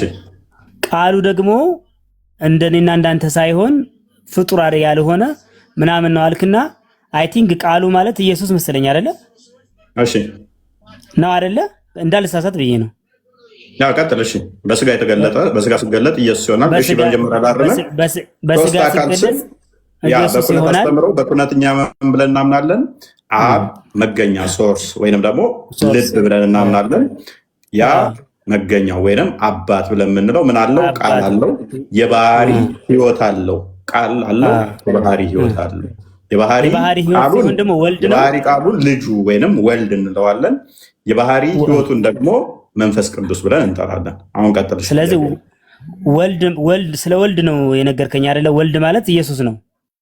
በስጋ ሲገለጥ ኢየሱስ ይሆናል። አሁን ጥያቄ ምንድነው? ጥያቄ ምንድነው? አሁን አብና መንፈስ ቅዱስ እሺ ፍጡራኖች አይተውታል አላዩትም? ኦኬ አብና መንፈስ ቅዱስን ፍጡራን አይተውታል አላዩትም? የስ ኦር ኖ ኩዌሽን ነው። አይተውታል ኦር አላዩትም ነው። አብና አይ ሆፕ ሶ። መልካም ምላሹ ምንድነው? አብና መንፈስ ቅዱስን ፍጡራን አይተዋል አላዩም? እግዚአብሔር በባህሪ የሚታይ አይደለም። እግዚአብሔር በባህሪ የሚታይ አይደለም። ስለዚህ አላዩትም። ስለዚህ በባህሪ የሚታይ አይደለም ካልኩ በአካል ከፍለህ አብና ወልድ መንፈስ ቅዱስ ይታያል አይታይ የሚለው አያስኬድም ማለት ነው። ወልድም አልታየም ማለት ወልድ እኮ ለብቻው ታይቷል ብዬ ነው። ወልድ እኮ ታይቷል ብዬ ነው። በባህሪ አልታየም። ባህሪው እዛ ሲያደርግ የነበረው ባህሪው አይደል እንዴ? ለምሳሌ ሲምራቸው እየተጠቀጡት አውፍ ሲላቸው ነበር። ያ እኮ ባህሪ ማለት እኮ ባህሪ ነው አይደለ? ሲቸገሩ አይናቸውን አብሶ ሲያበራላቸው፣ ለምጥ የነበሩትን ሲያድናቸው፣ ይሄ እኮ ባህሪው እኮ ነው። ወልድ ማለት ምን ባህሪ ያለው? ውይ ወልድ እኮ አስተማሪ ነበረ፣ እንዲህ ነበረ ይባላል። ባህሪ ነው። ሌላ ባህሪ ምን አለው ታዲያ? አዳምጠኝ። ክርስቶስን ያየነው በስጋ ነው። የማይታየውን ያየነው በስጋ ነው። ያ አስቀድሞ ማይታየው ረቂቅ እርሱ ሁሉን የሞላ ሁሉን የሚገዛ ከቦታና ከስፔስ ውጭ ያለው የማይታየው በሚታይ ስጋ ተገለጠ። ለምሳሌ ከመታየት አንጻር ስላነሳ ቶማስ ጠይቆ ነበረ። ዮሐንስ ወንጌል ምዕራፍ 11 ላይ ዮሐንስ ወንጌል ምዕራፍ 14 ቁጥር 11 ላይ ዮሐንስ 14 ቁጥር 9 እስከ 11 አብን ብቻ አሳየንና ይበቃናል አለ። እስከዛሬ ከአንተ ጋር ስኖር አታውቅም እንዴ? አብ በእኔ እንዳለ እኔ በአብ እንዳለው አታውቅም አለው። እኔን ያየ አብን አይቷል አለው። ቅድም ያነሳውን በባህሪ ስለሚመሳሰሉ አብ የሚያደርገው ወልድ ስለሚያደርግ ማለት ነው። በባህሪ ታዲያ እንዴት ነው ብለህ ስለጠየቀኝ አብ የሚያደርገውን ሁሉ ወልድ ስለሚያደርግ፣ ወልድ የሚያደርገውን ሁሉ አብ ስለሚያደርግ እኔን ያየ አብን አይቷል አለ። ያ ማለት ግን አብ እንዲህ በስጋ ተገልጦ ወይንም ደግሞ በስጋ እንደ ኢየሱስ እንደዚህ ስጋ ደም ያለው ነው ማለት አይደለም። ይህንን እንዳትል ደግሞ ሉቃስ ወንጌል ምዕራፍ 24 ቁጥር 39 ላይ እግዚአብሔር መንፈስ እንደሆነ ዮሐንስ ወንጌል ምዕራፍ 4 ቁጥር 24 ላይ ከነገራቸው በኋላ እነሱ ጋር ሲገለጥ ሐዋርያቶቹ ጋር ሲደነግጡ መንፈስ ስጋና ደም አጥንት የለውም ይላል። እግዚአብሔር መንፈስ እንደሆነ ነግሮናል። ስለዚህ እኔን ያየ አብን አይቷል ሲል አብም እንደሱ ስጋና ደም አጥንት አለው ማለት አይደለም። ነገር ግን በባህሪ አንድ ነን። ስለዚህ እኔ ማደርገውን አብ ያደርጋል፣ አብ የሚያደርገውን እኔ ያደርጋለሁ። እኔን አየህ ማለት እኔን አመንክ ማለት አብ በአብም ታምናለህ እንዳመንክ ነው ማለት ነው። ምክንያቱም ዮሐንስ ወንጌል ምዕራፍ 5 ቁጥር 17 ላይ አብ የሚያደርገውን እኔ ያደርጋለሁ፣ አብ እስከዛሬ ይሰራል አባቴ እኔም እሰራለሁ ብሎ አስቀድሞ ስለነገራቸው ማለት ነው። በባህሪ ስልህ ቅድም ምን እያልኩ መሰለ? በስጋ ሳይገለጥ በስጋ ተገልጦማ ማይታየውን አየን፣ ማይዳሰሰውን ዳሰሰን፣ ማይነካውን ነካን ብለን እናምናለን። እኛ ምን ስለሆነ በስጋ ስለተገለጠ ማይታየው፣ ማይዳሰሰው፣ ማይነካው በእግዚአብሔር መልክ ሲኖር የነበረው ፊልጵስዩስ ምዕራፍ 2 ቁጥር 5 ላይ እንደሚናገረው እርሱ በእግዚአብሔር መልክ ሲኖር ሳለ ከእግዚአብሔር ጋር መተካከል መቀማት እንደሚገባው አልቆጠረም። ነገር ግን የባሪያን መልክ ይዞ በምስሉም እንደ ሰው ተገኝቶ ይኸውም ለመስቀል ሞት እንኳን ራሱን አሳልፎ ሰጠ ይላል። ቆላሲያስ ምዕራፍ 2 ቁጥር 9 ላይ ደግሞ የመለኮት ሙላት በሰውነቱ ተገልጦ ይኖራል ይላል። የመለኮት ሙላት በሰውነቱ ተገልጦ የሚኖረው ቃል መለኮት ብቻ በነበረበት ሰዓት ላይ ሰውነት ገንዘብ ሳያደርግ ወይም በስጋ ሳይገለጥ ሊዳሰስ፣ ሊነካ፣ ሊታይ አይችልም። ነገር ግን የመለኮት ሙላት በሰውነቱ ተገልጦ ሲኖርስ በያዘው ስጋ፣ በነሳው ስጋ፣ በተዋሃደው ስጋ ይታያል። ለምሳሌ ኤግዛምፕል ነው። ይሄ ብረት ነው ብለህ አስብ። ይሄ ብረት የጋለ ብረት ነው ብለህ አስብ። ይሄ ጋለው ብረት ስታየው ብረት ብቻ ነው የምታየው ወይንስ እስከነሳቱ ነው የምታየው? ምን አልከኝ? ይሄ ብረት ነው ብለህ እናስብ። ብረቱ ቢግል ቀይ ቢሆን ምኑን ነው እያየህ የሚሆነው? ቀይ የሚሆነውን ነገር ነው የማየው። ብረት ነው የምታየው ወይንስ እሳት? የጋለ ብረት ነው የማየው። የምትይዘው ብረቱን ነው ወይንስ እሳቱን? ብረቱን ነው የምትይዘው እንጂ እሳቱ የለም አለ። እሳቱ ሊያዝ ይችላል። እሳቱ ነበልባል ይያዛል? አይያዝም። ታዲያ እንዴት ተያዘ? ኤኒዌይስ እንዴት ተያዘ? የብረቱን ገንዘብ አድርጓል። እሳቱ የብረቱን ገንዘብ አደረገ። ብረቱም ደግሞ የእሳቱን ገንዘብ አደረገ። ብትመታው ብረቱን ብቻ አይደለም የምትመታው፣ እንደፈለግ ይታዘዝላል። ብረቱን ስመታው ለምን? እሳቱን ስለተዋሃደ። እሳት ነበልባል ነው፣ የሚመታ አይደለም፣ የሚያዝ አይደለም፣ የሚጨበጥ አይደለም። ነገር ግን ያ እሳት ብረቱን ስለተዋሃደ በብረቱ አማካኝነት እሳቱ ይታያል። በብረቱ አማካኝነት እሳቱ ይነካል። እሳቱ በባህሪው የሚጨበጥ የሚዳሰስ አልነበረም። ስለዚህ መለኮት የሚታይ አይደለም፣ የሚዳሰስ አይደለም፣ የሚነካ አይደለም። ነገር ግን በስጋ ምን ተገለጠ? በስጋ የመለኮት ሙላት ተገልጦ ስላለ በዛ ታየ ማይታየው እንላለን። ዮሐንስ ወንጌል ምዕራፍ 1 ላይ ቁጥር 18 ላይ እግዚአብሔር ማንም ያየው የለም አንድያ ልጁ በአባቱ እቅፍ ያለ እርሱ ተረከው ይላል። ማንም ሊያየው አልቻለም፣ ማንም አያየውም። ነገር ግን በስጋ ስለተገለጠ ተረከው ይላል። ቆላሲያስ ምዕራፍ 1 ቁጥር 15 አንድ ክፈተው። ቆላሲያስ ምዕራፍ 1 ቁጥር 15 ላይ እንደዚህ ይላል፣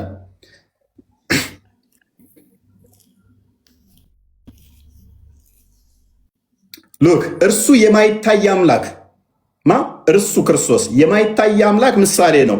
የሚታዩትና የማይታዩት ዙፋናት ቢሆኑ ወይም ጌትነት ወይም አለቅነት ወይም ስልጣናት በሰማያትና በምድር ያሉት ሁሉ በእርሱ ተፈጥረዋልና እርሱ ከፍጥረታት ሁሉ በኩር ነው። ስለዚህ እርሱ የማይታይ አምላክ ምሳሌ ነው። እንዴት? በስጋ ተገለጠ። ለማይታየው አምላክ ሁሉ የተፈጠረው በማን ነው? በእርሱ በወልድ። ዕብራውያን ምዕራፍ 1 ቁጥር 3 እንደሚናገረው ማለት ነው። ሪፕሬዘንታቲቭ ነው ማለት ነው። ሪፕሬዘንታቲቭ ማለት ስለማይታየው አምላክ ሪፕሬዘንት አድርጎ ነው የመጣ ነው ማለት ነው። ወልድ ማለት ነው ኢየሱስ ቅድም አምላክ ወይም አብን ሪፕሬዘንት አድርጎ የመጣ ነው ማለት ነው። ያ አሁን እንደተለው ማለት ነው። ሎክ አብ በሱ አለ አይደል? አብ የፈጠረው በማን ነው? አብ የፈጠረው ራሱ በልጁ እኮ ነው። አብ የፈጠረው ራሱ አምላክ ስትል የሚመለክ ወይንም ደግሞ የሚፈጥር ነው አይደለ? አብ ራሱ የፈጠረው እኮ በልጁ ነው። በእኔ አብ አለ አለን አይደለ? የማይታይ አለ በባህሪ ያ የማይታየው የማይዳሰሰው የማይነካው ግን አካላዊ ቃሉ በስጋ ተገለጠ። በሚታይ በሚዳሰስ በሚነካ ተገለጠ። እኔ አሁን አንተ ጋር ያልመጣሁብህ የኛውን ብቻ ላስረዳህ ብዬ ነው። አንተ ጋር ስመጣ ለሚገባ ብዬ አስባለሁ። ያ የማይታየው ቃል አይምን አብ ራሱ ልጁን ዓለማትን የፈጠረው በልጁ ነው፣ በቃሉ ነው የፈጠረው። በልጁ ነው የፈጠረው። በልጁ ወይንም በቃል ልጅ የተባለው ከእርሱ የተገኘ ከእርሱ የተወለደ ስለሆነ ልጁ ተባለ። ቃል ምንለው እናንተ ምን ብላችሁ ታምናላችሁ? ቁርአን ብላችሁ ትመምናላችሁ። ለምሳሌ ቁርአን ያላ ቃል ነው። ያላ ቃል ይታያል ወይ ብዬ ብልህ ምንድን ነው መልስህ? የአላህ ቃል ተጽፎ ታየዋለህ። እንዴት ሊታይ ይችላል? ያላ ቃል ቃሉ ተጻፈ አየ ነው። በወረቀቱ አማካኝነት ታየ አይደለ? ያንተ ቃል ሲጀመር ይደመጣል እንጂ አይታይም። ያላ ቃል ፍጡር ነው። ከኔ ቃል ጋር አታገናኝ፣ ትበላለህ። ቅድም አታመሳሰል ብዬ እያመሳሰልክ ነው አይደለም። ስለዚህ አጎቴታ ቃል የሚባለው አካል ቃል የሚባለው ነገር ሲጀመር የሚደመጥ ነው እንጂ ስለዚህ ቴንኪው እናመሰግናለን። ስለዚህ አላህ ፍጡር ነው የምንለው ለዚህ ነው። የአላህም ቃል እንደኔ ድምፅ ነው እያልክ ነው። ድምፅ ደግሞ ይፈልጋል። ቆይ ሳውንድ ዌቭ ይፈልጋል ለመደመጥ። ድምፅ ሳውንድ ዌቭ ይፈልጋል። ሳውንድ ዌቭ ደግሞ ኢዘር ጋዝ ስቴሽን ወይንም ደግሞ በሶሊድ ወይም በሊኪድ ውስጥ ነው የሚያልፈው። ስለዚህ አላህ እንደኔ ፍጡር ነው እያልከው ነው። የሚደመጥ ድምፅ ነው ያለው። ዝሩ ቃል ድምፁ ወጥቶ እንትን የሚል ማለት ነው። ከፍጡር ጋር እያመሳሰልከው ነው። አላህ እኔ አላመሳሰልኩትም ከፍጡር ጋር። ካላመሳሰልክ አላህ ያያል። ድምፁ ይሰማል አይሰማም እንዴት ትላለህ? ካዳ እንዴት ይሰማል? መላእክቶች ሰሙት ይላል እኮ። ስለዚህ በድምፅ ነው። ስለዚህ ያለህም ቃል ማለት ነው። ቁርአኑም ይሄ ለምሳሌ እሺ ላቅልልህና ይሄ ቁርአን ፍጡር አይደለም። ይሄ ቃል የውመል ቂያማ ፋይል በቃ ተስማማ። እናንተም የምትሰሙት ቃል አለ። ይኸውልህ ተስማማው። ወደ ቶፒኩ ለመመለስ ስል ተስማማው። ይሄ የምታየው ቃል ፍጡር ነው ፍጡር አይደለም? ቁርአኑ ምኑ? ይሄ የምታየው ፍጡር ነው ፍጡር አይደለም?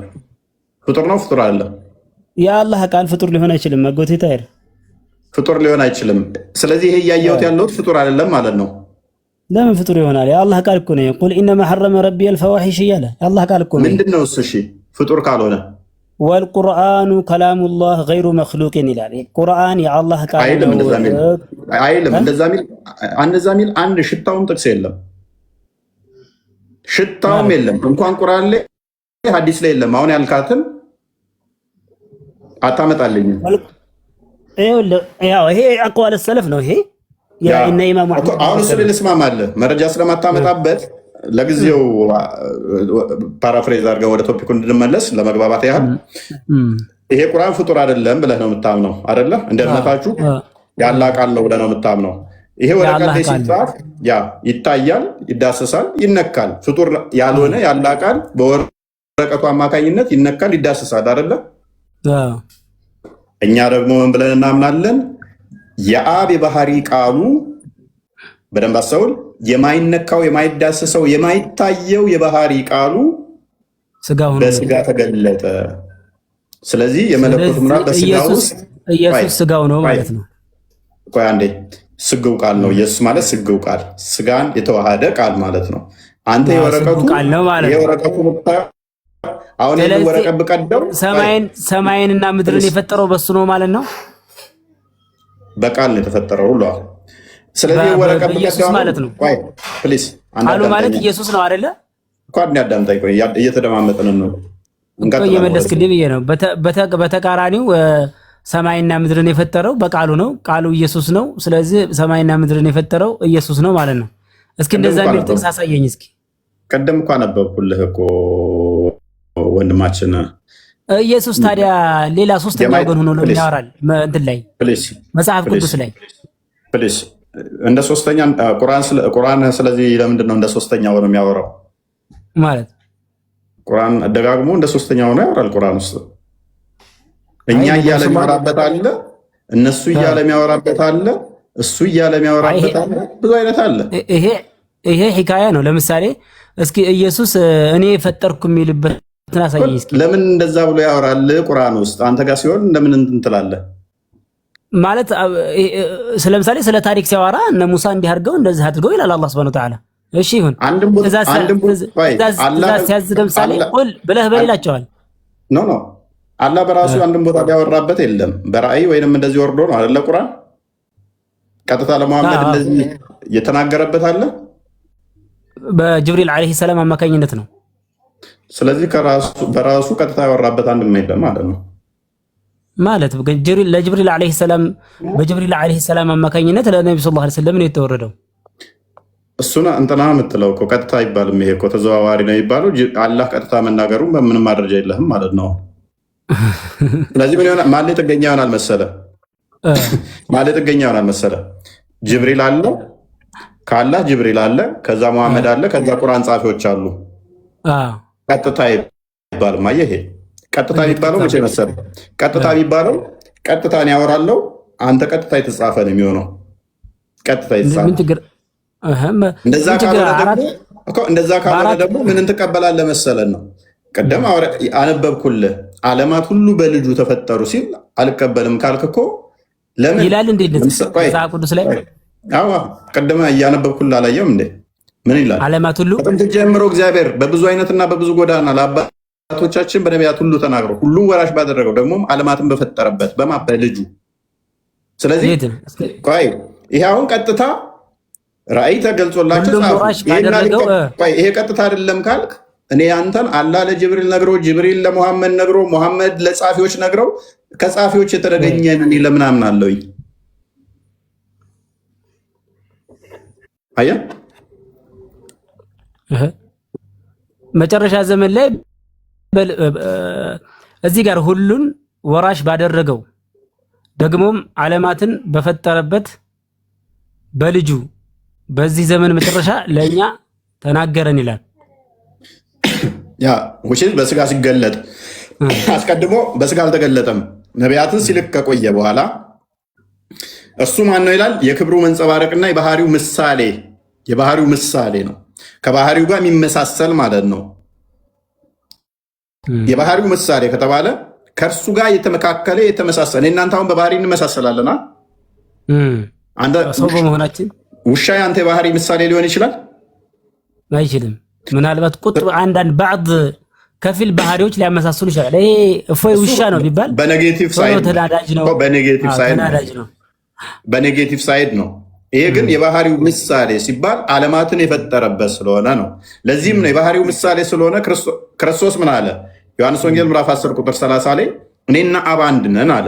ለምን? በባህሪ አንድ ስለሆኑ። አስቀድሞ እርሱ ሕይወት እንደሚሰጥ አብ ሕይወት እንደሚሰጥ እሱ ሙታን እንደሚያስነሳ እሱ እንደሚያስነሳ ከሱ ከበጎቹ ማንም ተእጆቹ ማውጣት እንደማይችል ከአብም እጅ ማውጣት እንደማይችሉ ነገረ መጣና እኔና አብ አንድ ነን አለ። ይህን ጊዜ አይሁዶ የገባቸው ራሱን በባህሪ ከአብ ጋር እያስተካከለ እንደሆነ ስለገባቸው ሊወግሩ ድንጋይ አነሱ። እሱ በእንትንስ ቢሆን በምንድነው በመልእክቱስ ቢሆን ለምሳሌ ቁል ኢን ኩንቱም ቱሂቡነ አላህ ፈተቢዑኒ ዩህቢብኩም አላህ ይላል። ወይም ደግሞ መን አጧዐኒ ፈቀድ አጧዐ አላህ አጢዑ ላህ ወአጢዑ ረሱል በመታዘዝ ቢሆንስ? አይገናኝማ። እኔን ታዘዙ እኔን የታዘዘ አላህን የታዘዘ ነው እና አላህን የታዘዘ እኔን የታዘዘ ነው። ምን አገናኘው? እንደዚህ ማለት ይችላል መሐመድ? እኔና አላህ አንድ ነን ማለት ይችላል ማለት? ቁርአን ላይ የሚለው እንደዛ አይደለም። ያው ሐዲስም ላይ መታዘዝ ሌላ ጉዳይ ነው። ታዘዙ ማለት የእሱን ትእዛዝ እያዘዝኩ ነውና ታዘዙ ሌላ ጉዳይ ነው። እኔና አላህ አንድ ነን ማለት ይችላል? ከላይ እኮ ግን የሰጠኝ አባቴ ከሁሉ ይበልጣል ይላል። ያው ከኔም ይበልጣል ማለቱ ነው አይደል? የሚበላለጥ ነገር ደግሞ የተለያዩ ናቸው ማለት ነው። ኖ ከአባቴም ልጅ ሊነጥቃቸው ማንም አይችልም ይላል። እሺ መለስ አድርገው ቁጥር 7 ጀምሮ ላሳያ። ከሁሉ ይበልጣል ይላል። ችግር የለም እኮ ላሳያ። በጎቼ ድምፄን ይሰማሉ ይላል አይደለ? እኔም አውቃቸዋለሁ ይከተሉኛልም ይላል። ራሱ ያውቃቸዋል በጎቹ። እሺ ህዝቡ እንዳለ ያውቃቸዋል፣ እሱ የሚከተሉትን የሚያምኑትን። እኔም ምን አደርጋቸዋለሁ ይላል? የዘላለም ህይወትን እሰጣቸዋለሁ ይላል። የዘላለም ህይወት የሚሰጠው ፈጣሪ ፍጡር? የዘላለም ህይወት የሚሰጠው ፈጣሪ ነው። የዘላለም ህይወት ደግሞ በማስተማርም ይሰጣል። ስታስተምረው አይሰጥም። ፕሊስ ትሰጠኛለህ። መሐመድ የዘላለም ህይወት ይሰጣል የሚል ትሰጠኛለህ። ያሰጥ ይሆናል እንጂ አይሰጥም። በደንብ ያሰጣል። አዳምጥ። በጎቼ ድምፄን ይሰማሉ አለ። እኔም አውቃቸዋለሁ ይከተሉኛልም። በጎቹ ድምፁን ይሰማሉ፣ ያውቁታል፣ ይከተሉታልም። እኔም የዘላለም ህይወትን እሰጣቸዋለሁ አለ። ፍጡርማ ራሱ የዘላለም ህይወት ተቀባይ ነው። በደንብ አስተውል። እሱ ራሱ የዘላለም ህይወት የሚቀበል የሚሰጠው ነው። ክርስቶስ ግን የዘላለም ህይወት በጎች ማለት ባይዞ እረኛ ማለት በብሉይ ኪዳን ደጋግሞ እግዚአብሔር እረኛችን ነው ተብሎ ተገልጿል። ያ ማለት ጠባቂያችን፣ የነፍሳችን መጋቢ፣ ተንከባካቢያችን። እረኛ በጎቹን ይጠብቃል። መልካም ሰመር ያለበት ቦታ ላይ አሰማርቶ አብልቶ አጥግቦ ይመልሳቸዋል። ተኩላን እንዳይመጣ ይከላከልላቸዋል። ከቀማኛ ከሌባም ይጠብቃቸዋል። ስለዚህ የነፍሳችን ጠባቂ በብሉይ ኪዳን ደጋግሞ እግዚአብሔር ብቻ ነው የሚሰጠው፣ ለእግዚአብሔር ነው የሚሰጠው። የበጎቹ ጠባቂ ተብሎ የሚባለው እግዚአብሔር ነው። ስለዚህ ከታች ያለው ጥቅስ እኔ እንሄዳለን። ቆይ እንሄዳለን። ስለዚህ በጎቼ ድምፄን ይሰማሉ፣ እኔም አውቃቸዋለሁ፣ ይከተሉኛልም። የሚከተሉት ምን ብለው ነው? ምን ለማግኘት ነው? እኔም የዘላለም ህይወት ሰጣቸዋለሁ። የዘላለም ህይወት እንዲሰጣቸው ነው። ለዘላለም ምን አይልም፣ አይጠፋም። ከእጄም ማንም አይነጥቃቸውም። ከእጁም ይነጥቃቸዋል፣ ከእጁም ይነጥቃቸዋል፣ ማንም አይነጥቃቸውም አለ። እሺ ከዛ ከታች ምን ይላል ደግሞ? ኦልራይት። ስለዚህ ከእጁ ማንም ሊነጥቃቸው ካልቻለ የዘላለም ህይወት እንደሚሰጥ እሱም ከተማመንን፣ ከስር ደግሞ ስለ አባቱ ይነግረናል። አባቱ ከእርሱ ጋር አንድ ፍቃድ፣ አንዲት ስልጣን፣ አንዲት አገዛዝ እንዳለች የሰጠኝ አባቴ ከሁሉ ይበልጣል። አንብበው እስኪ አስረዳኝ ይሄንን።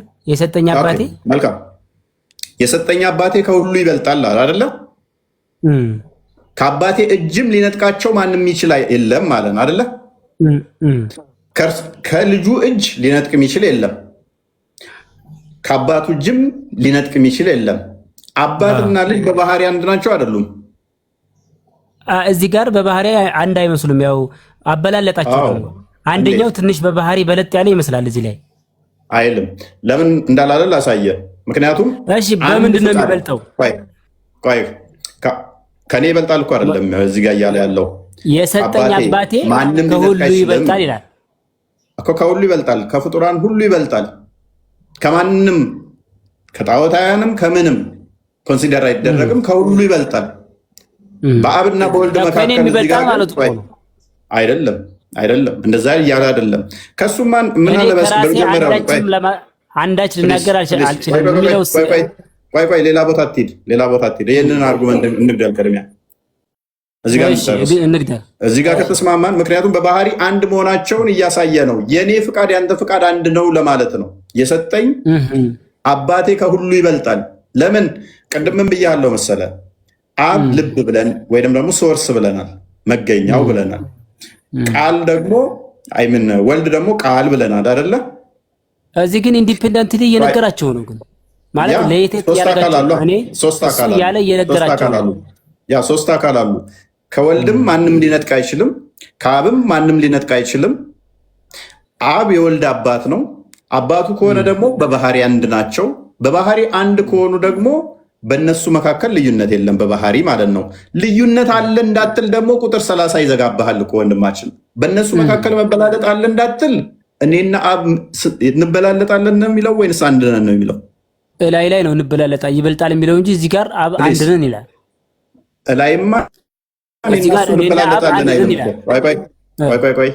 ላይማ እኔ እና እሱ እንበላለጣለን አለም። ከፍጡራን አንጻር ምን አለ? ከአብ ማንም ይበልጣል። ምክንያቱም ከመንጠቅ አንጻር ነው። የዘላለም ሕይወት እሰጣለሁ ከእጄ ማንም አይነጥቅም ብሎ ነገረን። ቅድሚያ የዘላለም ሕይወት እሰጣችኋለሁ ከእጄም አይጠፋም ማንም አይነጥቃችሁም አላቸው። ከዛ ስለ አባቱ ደግሞ ሲናገር የሰጠኝ አብ ከሁሉ ይበልጣል አለና ከማ ከፍጡራን ከአባቴም እጅ ሊነጥቅ ማንም አይችልም። እኔና አብስ ምንድነን አለ? አንድ ነን። ስለዚህ ምን አለ መሰለ፣ በባህሪ አንድ ናቸው። የኔ በበጎቹ በእጄ ያሉት እኔ የማስነሳቸው ወይም ደግሞ እኔ ዘላለም ሕይወት የምሰጣቸው አብ ኖ አይሰጥ እያለ አይደለም። አንድ ነው የኔና የአብ። እነኛ በጎች የሚያውቃቸው ድምፁን የሚጠራቸው አንድ ነን ነው። ለዚህም ነው ራሱን ከአብ ጋር እኩል አድርጎ እያስተካከለ እንደሆነ ሲገባቸው በእኔና በአብ መካከል ልዩነት የለም፣ እሱ የሚያደርገውን እኔ ያደርጋለሁ፣ እሱ ለእኔ ሰጠኝ፣ እኔ ልዩነት በመካከላችን የፍቃድ የስልጣን የለም እያላቸው እንደሆነ ገባቸው። አንድ ነን ከእናንተ ጋር ግን አይደለም እያለ ሲላቸው እንደገባቸው ሲያውቁ አይሁዶች ሊወግሩት ድንጋይ ያነሱ፣ ተሳደበም አሉ ማለት ነው ይህንን በማለቱ። ስለዚህ ቁጥር ዮሐንስ ወንጌል ምዕራፍ 5 ቁጥር 17 አንዴ ክፈተው። 5:30 ክፈትልኝ እስኪ። ቆይ እዛ እንሄዳለን። ዮሐንስ ወንጌል 5:30 በጣም ሽፍታ አስደረገን።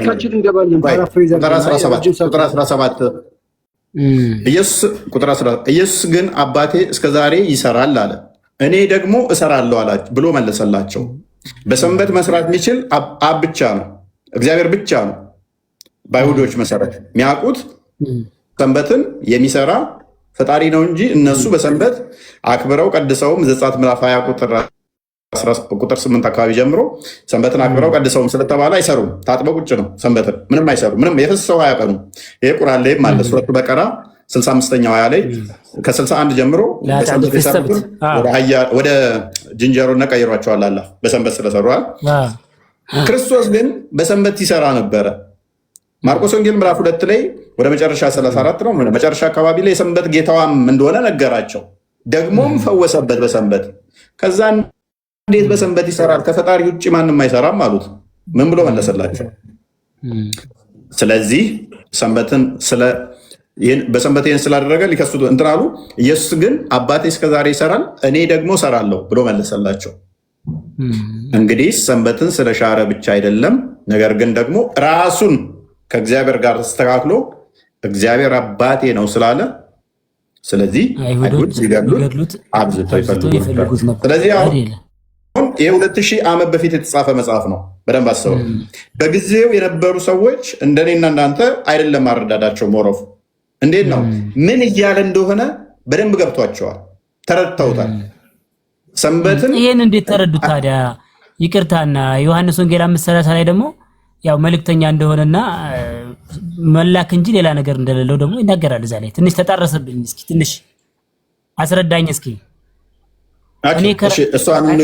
እንደልና እንመለሳለን። በቃ ዮሐንስ ወንጌል ምዕራፍ 30 ላይ ያለው እኔ ከራሴ አንዳች ላደርግ አይቻለኝም ያለ ነውና እንዴት እኔ እንደሰማው ፍርዳለሁ፣ ፍርዴም ቅን ነው የላከኝም ፈቃድ እንጂ ፈቃዴን አልሻምና ይላል። ያው እዚህ ጋር ደግሞ መልእክተኛነቱን ትንሽ ስለ መልእክተኛነቱ ነው የሚያወራው።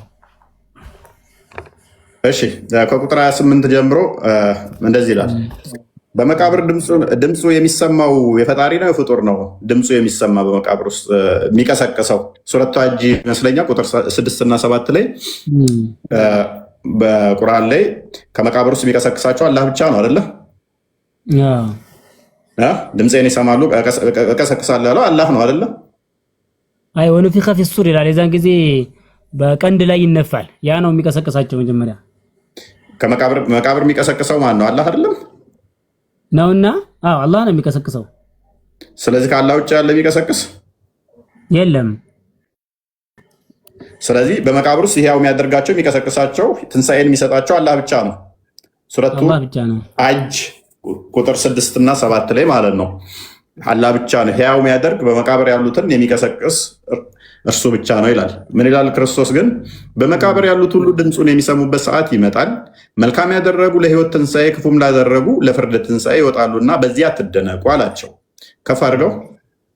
ስለዚህ በመቃብር ሁሉ ያሉት ድምፁን የሚሰሙ ከሆነ ክርስቶስ ከመቃብር ተነስቶ ከመቃብር ተለይቶ አድርጓል ማለት ነው። በመቃብር ውስጥ አይደለም። ገና ድምፁን በመቃብር ውስጥ የፈጣሪ የሚጠብቅ አይደለም። ክርስቶስ ስለተነሳ በመቃብር ያሉት ገና ትንሣኤን የእሱን ድምፅ የሚፈልጉ ናቸው። ዮሐንስ ወንጌል ምዕራፍ 11 ቁጥር 25 ላይ የሚያምንብኝ ቢሞት እንኳን ሕያው ይሆናል፣ ሕያው ይሆናል፣ ለዘላለም አይሞትም ብሎ ስለተናገረ በመቃብር ያሉት ተስፋ ያደርጋሉ ክርስቶስን ለመነሳት። ቅድም እዛ ጋር እንዳሳየው የዘላለም ሕይወት እሰጣቸዋለሁ በጎቼ ድምፄን ይሰማሉ ብሏል አይደለ?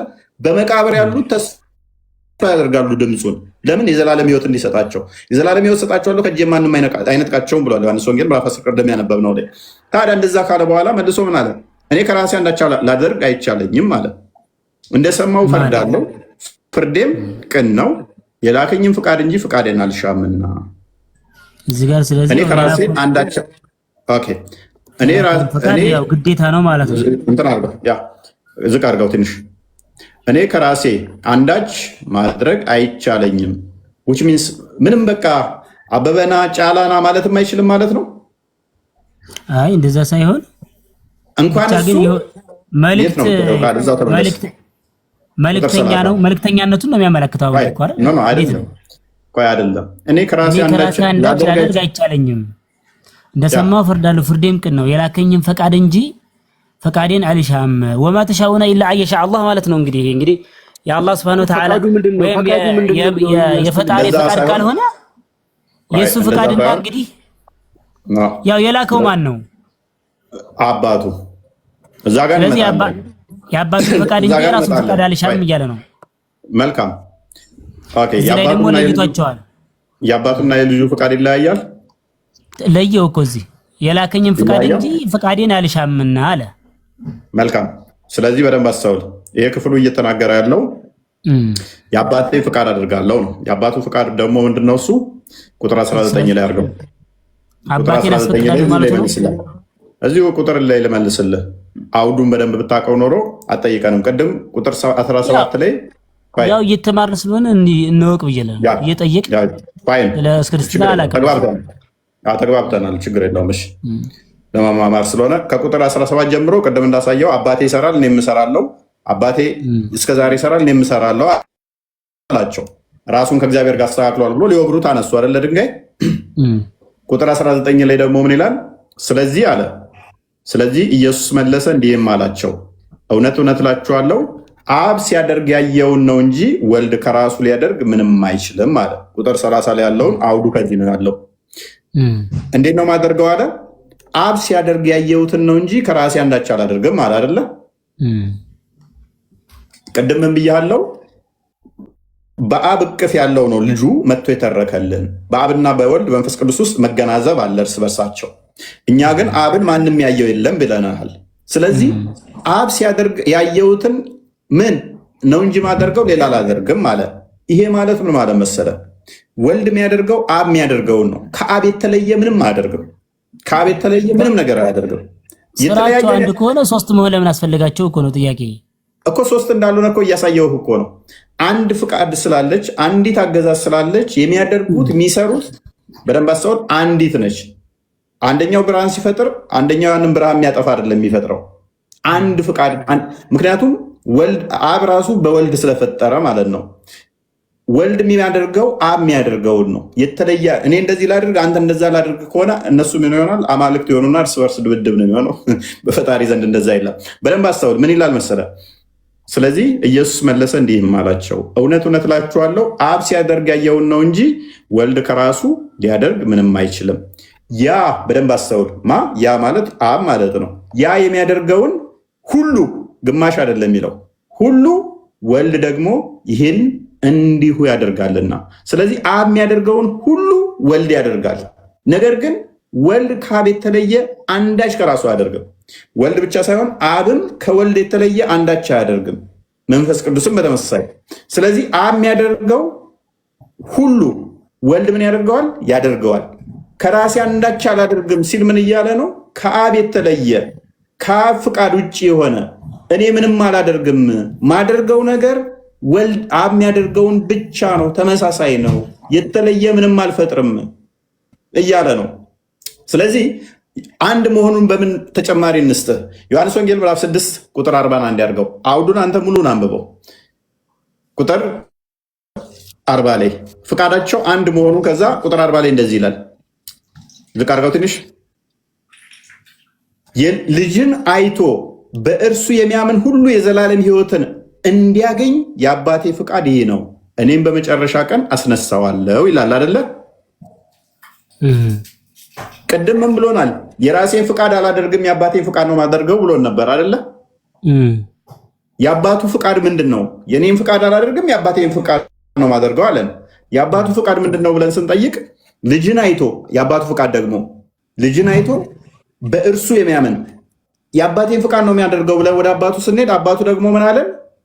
በእሱ በልጁ ማመን አለባችሁ፣ እርሱ በመጨረሻ ያስነሳችኋል። ይሄ ነው የአባቱ ፍቃድ። ምን ይላል? ልጅን አይቶ በእርሱ የሚያምን ሁሉ የዘላለም ሕይወት እንዲያገኝ የአባቴ ፍቃድ ይህ ነው፣ እኔም ምን አደርገዋለሁ? በመጨረሻ ቀን አስነሳዋለሁ። ስለዚህ የአባቴን ፍቃድ ነው ማደርገዋለሁ። የአባቴ ፍቃድ ደግሞ በእኔ እንድታምኑ ነው፣ እኔ ደግሞ በመጨረሻ ቀን አስነሳችኋለሁ። የኔና የአባቴ ፍቃድ ልዩነት የለም ነው። ተጨማሪ ማቴዎስ ወንጌል ምዕራፍ 17 ቁጥር 5 ላይ ፈተው አባቱ ስለ ልጁ ምን ይላል? 17 ቁጥር 5 ታዲያ ኢየሱስ ሲሞት ታዲያ ጌታ ሞተ ምን አንልም? ታዲያ እርሱም ገና ሲናገር እነሆ ብሩህ ደመና ጋረዳቸው፣ እነሆም ከደመናው በእርሱ ደስ የሚለኝ በለማስብ ከደመናው ውስጥ መጥቶ በእርሱ ደስ የሚለኝ የምወደው ልጄ ይህ ነው እርሱን ስሙት የሚል ድምፅ መጣ። ስለዚህ አብ ስለ ልጁ ምንድን ነው የሚለው? ልጁን ስሙት ነው የሚላል። ልጁ ደግሞ የአባቴን ፍቃድ አድርጋለሁ ይላል። አባቱ ደግሞ ስለ ልጁ ምን ይላል? ልጄን ስሙት ይላል። ዮሐንስ ወንጌል ምዕራፍ 17 ቁጥር 10 አንዴ ክፈተው እዛው ላይ። ስለዚህ ልጄን ስሙ ካለ 17 10 ልጄን ስሙት ካለ አባቱ፣ ልጁ ደግሞ የአባቴን ፍቃድ አድርጋለሁ ካለ ልዩነት የላቸው። ምንድነው መልሶ ይለናል? የኔ የሆነ ሁሉ ያንተ ነው፣ ያንተውም የኔ ነው። 16 15 ነው ክፈተው። ስለዚህ የአብ የሆነ ሁሉ የወልድ ነው፣ የወልድ የሆነ ሁሉ የአብ ነው። ምንም ልዩነት የለንም። ለአብ ያለ ሁሉ የኔ ነው። አብ ያለው ሁሉ የወልድ ከሆነ የወልድ ሁሉ ደግሞ የአብ ከሆነ በመካከላቸው ልዩነት የለም። ስለዚህ አብ ፈጠረ ማለት ወልድም ፈጠረ ማለት ነው። አብ ተናገረ ማለት ወልድም ተናገረ ማለት ነው። ወልድም ሞተ ማለት አብም ሞተ ማለት ነው። ለምን አይሆንም ታዲያ? እዚህ ላይ ሲሆን ደግሞ ሎጂኩ እንደዛ ከሆነ አንድ ከሆኑ የሚያደርጉት ነገር አንድ ከሆነ የሚደርስባቸውም ነገር አንድ መሆን አለበት። ወይ አልሞቱ መሆን አለበት፣ ወይ ሙተዋል መሆን አለበት። በአካል የአካልን ከባህሪ ጋር እንትን ብለህ እያገናኘኸው ነው። ያው ቃል ነው ብለኸኛል። ቃሉ ሞተ ነበርሽ ወይ? ኖ አዳምጣ። ክርስቶስ በስጋ የተገለጠ ቃል ነው ያልኩህ እንጂ ክርስቶስ ማለት በስጋ የተገለጸ ቃል ነው። ቃሉ የተገለጸው በስጋ ነው። ስለዚህ ስጋው የተገለጠበት እንትን ሞተ ማለት ነው። ምን በስጋው ነው የተገለጠው ቃሉ። ከሶስቱ አካል በተለየ አካሉ አንደኛው አካል ነው የተገለጠው አይደለ? በስጋ ስለዚህ ያ ስጋ ሙቷል አልሞተም? በመጀመሪያ ስለዚህ ሞተ ማለት ምንድነው? ስጋ ከነፍሱ ተለየች ማለት ነው። ስጋ ከነፍሱ ተለየ ማለት ነፍስ ነበረው ህይወት ስጋና ነፍስ ደም ነው የተካፈለው። ስለዚህ ሲሞት ምንድን ነው የምንለው? ሲሞት ምንድን ነው ማለት? ሰቀሉትና ሞተ አይደለ? ከዛ ተቀበረም። ስጋ ከነፍሱ ወደ ቶፒኩ ለመመለስ አይደል? ሲሞት ምንድን ነው ለሚለው ስጋ ከነፍሱ ተለየች። በቃ ስጋ ከነፍሱ ተለየ። በስጋ ተቀበረ፣ በነፍስ ደግሞ በወይን ላሉት ሄዶ ሰበከላቸው። መለኮት ግን በሁሉ የሞላ ነው። ከስጋው ጋርም አለ ከነፍሱ ጋርም አለ። መለኮት በሁሉ የሞላ ስለሆነ በአባቱ እቅፍ አለ። ስለዚህ ወደ ቶፒኩ ላይ እንመለስ። አሁን ይበቃል። ሲሞት ማለት ነው። ይበቃል። ሌላ ቀን ነገ ስላስተባርከኝ አመሰግናለሁ ጋሽ እፎይ። አንተም የሰማው በልቦና ያኑርልህ። አጣጥመው በደንብ። አሜን አሜን አሜን። አጣጥመዋለሁ ብራዘር። እንዲህ ያው መማማር ምናምን አሪፍ ነገር ነው።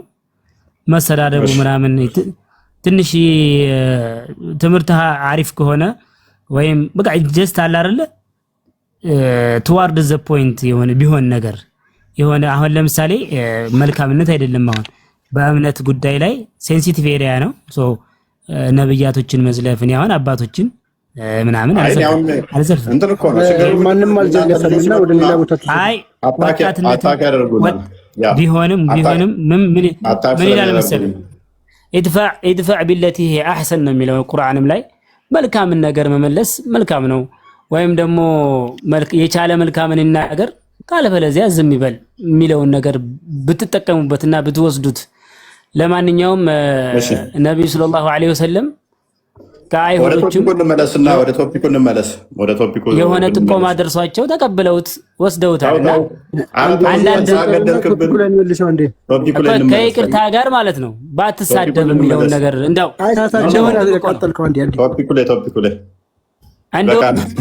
ቶፒኩ ላይ ቆይ አንዴ ፓራፍሬዝ አድርገው። እሺ አንዴ ፓራፍሬዝ አድርገው። አንዴ ደግሞ አዳምጠነሽ አንድ ጊዜ አዳምጠንና መልካም ቃሎች ያሰማልን። እፎይ አሪፍ ተምረንበታል። በሰበቡም ቢሆን ወንድማችንም የሰማኸውን በልቦና ያኑርልህ። እግዚአብሔር ልቦናህን ይክፈትልህ።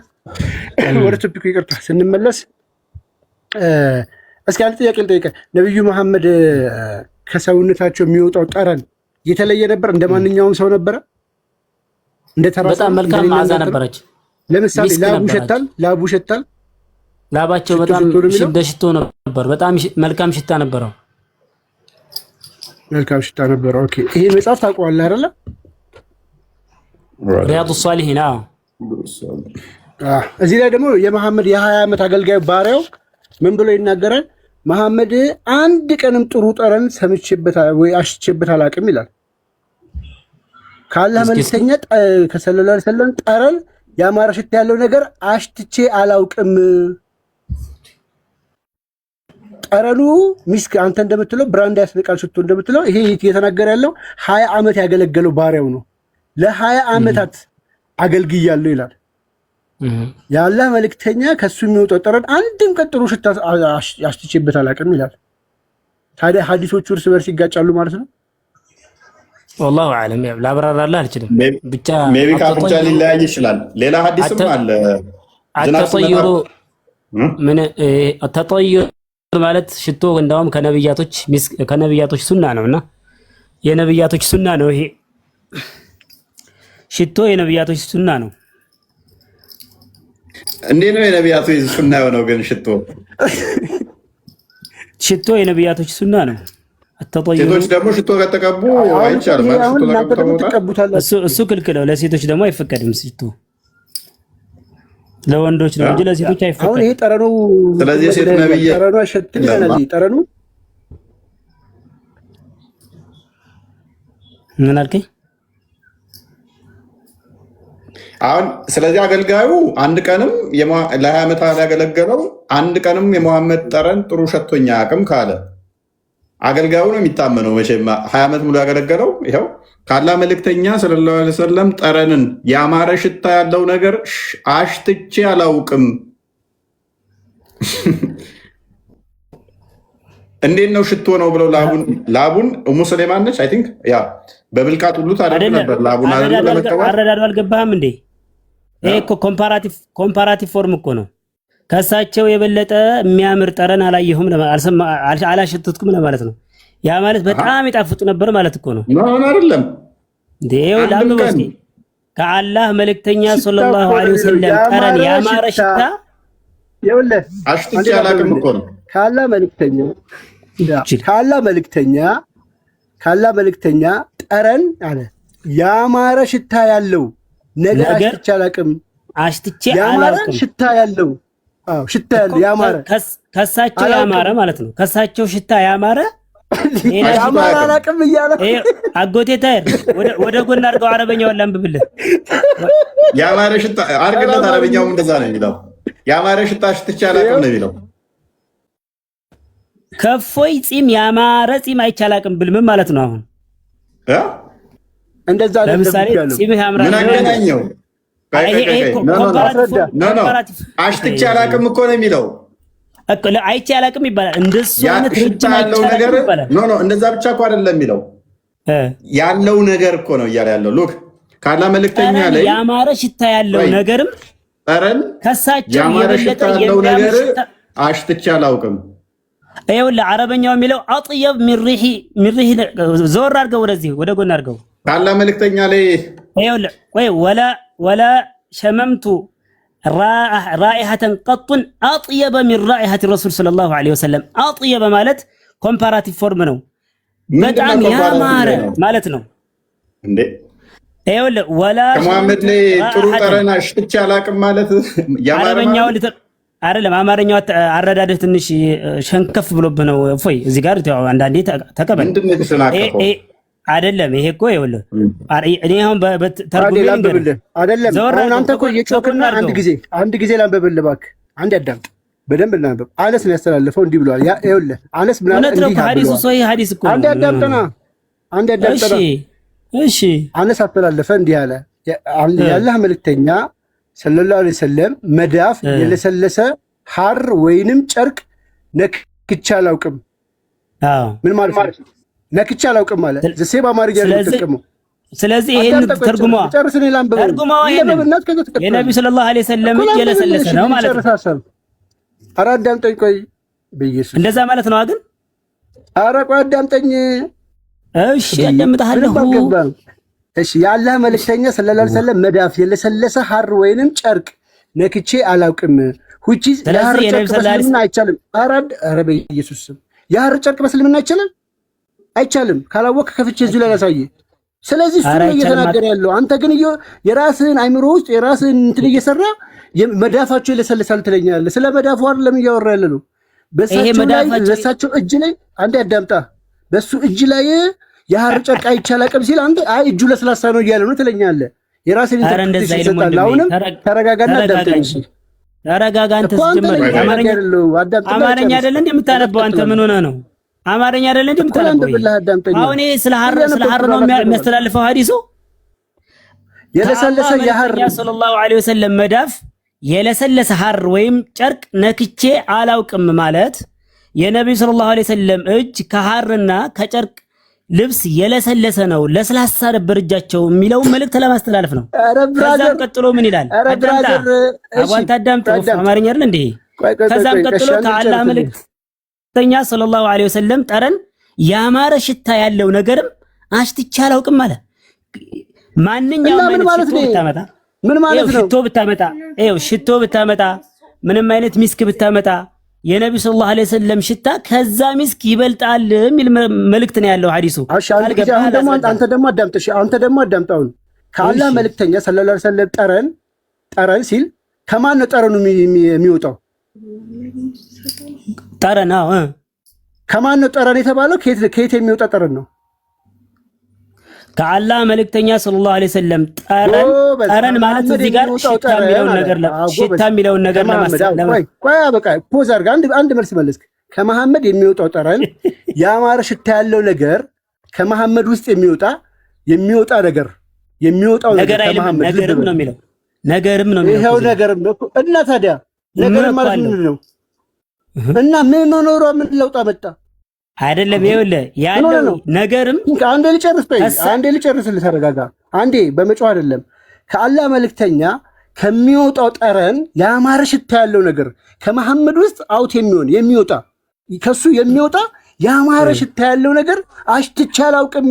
አንተ ይሄን ገለበጥከውና ከሱ በላይ ጥሩ የለም ትለናል። ይኸውልህ ከሱ የሚወጣው ነገር እሺ፣ ለምሳሌ ሽንቱ አሩ ከመሐመድ ወይ ልንገርህ፣ ቃል ስጋ ሆነ አሩ ከመሐመድ የሚወጣው እኔም ልጠይቅህ፣ ተረጋጋ። እሺ አማርኛው ለምሳሌ እኔ እንዳልኩት ሊተረጎም ይመቻል አይመችም? አይመችም። አሩ ለምሳሌ ሽቶ ይላል አይደለም። እኔ አማርኛው የሚወጣው እኮ ነው ያለ ከነብዩ ሰለላሁ ዐለይሂ ወሰለም ያማረ ሽታ የበለጠ ሽታ የለም የሚል ትርጉም ነው ያለው። ይሄ የበለጠ ኬታ መጣ የበለጠ አለ። አንተ እንደተረዳኸው አረዳድ እኔ እንደተረዳሁት አይደለም። ሐዲሱ እየተናገረ ያለው ምን መሰለህ? አንድ ጊዜ ኮንቴክስትም የሚባል ነገር አለ። ሌላ ነገር አምጣልኝ እስኪ። ይሄ ካልገባ ሌላ ነገር አምጣልኝ እስኪ። ሌላ ለህዝቡ ላስረዳና ልተው ወይም ደግሞ አንድ ጊዜ አዳምጠኝ። ምንም እያዳመጥከኝ አይደለም። ይቀጥልና ምናልባት ሙስሊሞች ካላችሁ ይሄን ለማለት አይደለም። አጥየብ ሚን ራኢሐቲ ነብዩ ሰለላሁ ዐለይሂ ወሰለም ማለት ከነብዩ ሰለላሁ ዐለይሂ ወሰለም ያማረ ሽታ አሽትቼ አላውቅም ለማለት ተፈልጎ ነው አጎቶች። ጥሩ ሐዲሱ እየተናገረ ደግሞ ያለው ምንድነው መሰላችሁ? አሁን ደግሞ ዝም ብላ አድርገለፈው በቃ ይሄንን አልገባህም። እኔ አታካላረገም። ልቀጥልሽ አንድ ጊዜ ሐሳቤን ልጨርስ። ያላ መልእክት ኧረ በኢየሱስ አንዴ ሚዩት አድርግ። ኦኬ ሐዲሱ እየተናገረ ያለው ወገን ስለምንድን ነው? መሐመድ የማያደርጋቸው ወይ ደግሞ መሐመድ ላይ የሌሉ ነገሮችን ነው። አይደለም እያመሰገነ ነው። ልጨርስ። ሐዲሱ ስለ ምስጋና ነው የሚያወራው። ኧረ ሚዩት አድርግልኝ በጌታ። ለምን ሚዩት ያደርገኛል? ይሄ እኮ እሺ ጥሩ ስለ ምስጋና ነው ብለኸኛል። አመሰግናለሁ። እሺ ለምሳሌ መሐመድ ሰራተኞችን ኤጭ ብሎ ያውቃል? ኤጭ ብሎ አመናጭቶ ያውቃል? አያውቅም። ቴንክ ዩ። መሐመድ የሌለውን ነገር ነው የሚናገረው። እዚህ ጋር ቀጥሎ ምን አለ? መሐመድ ሰራተኛውን ኤጭ ብሎ ያውቃል ማለት ነው። ምስጋና እኮ ነው። አንድ ጊዜ ቆይ፣ አንድ ጊዜ አዳምጠኝ። አንድ ነገር ሰርቼ ለምን ይህንን አላደረክም ብሎኝ አያውቅም። ስለዚህ ሐዲሱ እየተናገረ ያለው መሐመድ የሌለውን ነገር እንጂ ያለውን ነገር አይደለም። ሙሉ አይደለም። ይሄ መልካም ጸባይ ነው። ስለዚህ አሁን በዚህ ኮንቴክስትናና ከመሐመድ ጥሩ ነገር ይወጣል ነው አይወጣም ነው እያለ ያለው። የነብዩ ሰለላሁ ዐለይሂ ወሰለም ጠረን ከሁሉም ጠረን የበለጠ መሆኑን ነው የሚያሳየው። ይሄ ቀላል ነገር ነው እየተናገረ ያለው። አንድ ጊዜ እሺ፣ አሁን አንተ ማን ያለው እንደዚህ ፋይናላይዝ ላድርገው። በቃ አንዴ ፋይናላይዝ ላድርገው። አንተ ደግሞ ሚዩት አድርግ። ከዛ አንተ ሀሳብን ትሰጣለህ። አረበኛ አንዴ እባክህ አነስ ያላ መልእክተኛ እንደዚህ ብለዋል። እንደዚህ አለ ሰለላሁ ዐለይሂ ወሰለም መዳፍ የለሰለሰ ሐርም ወይም ጨርቅ ነክቼ አለ። አረ እፎይ ይሄን ልጅ ተው በለው። እፎይ ያልገባህም ነገር ነው ይሄ። እፎይ በቃ እሺ፣ ላፉት ወደ ሌላ ቶፒክ በጣምና ይቅርታ አላስደምጣልኝ። ያ እንዴ ምንም ረጅም ሰዓት እንትን አደረኩት። ታገስኩት። ላንብብላቸውና ከዛ ሀሳብን ትሰጣለህ አልኩት። አንዴ እንኳን ሙሉ ሐዲሱን አንብበው። አነስ እንዳስተላለፈው ያላህ መልእክተኛ እንደዚህ ብለዋል። ያላህ መልእክተኛ መዳፍ የለሰለሰ ሐር ወይም ጨርቅ ነክቼ አላውቅም።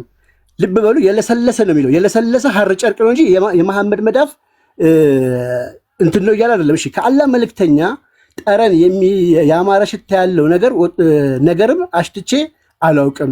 ይሄ የማያውቃቸውን ነገሮች ነው። መሐመድ የሌሉትን ነገሮች ነው እየተናገረ ያለው። ቀጠለ። የአላህ መልእክተኛ ለ20 ዓመታት ያህል አገልግያለሁ።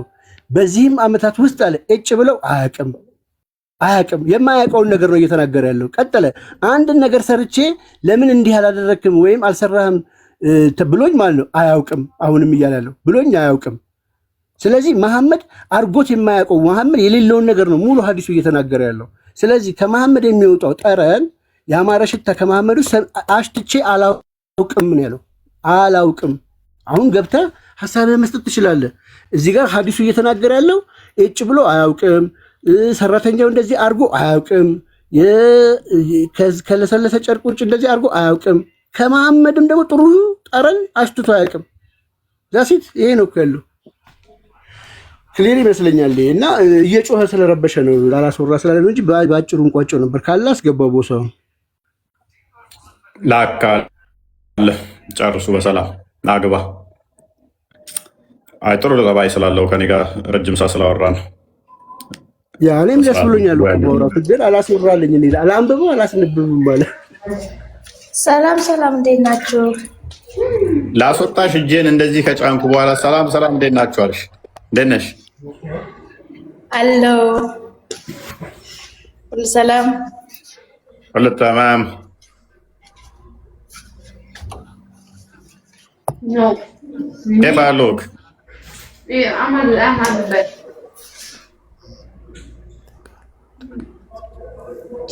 ምናምን ተሸቃሸኩት። ማልሰማ መስሏችሁ ነው?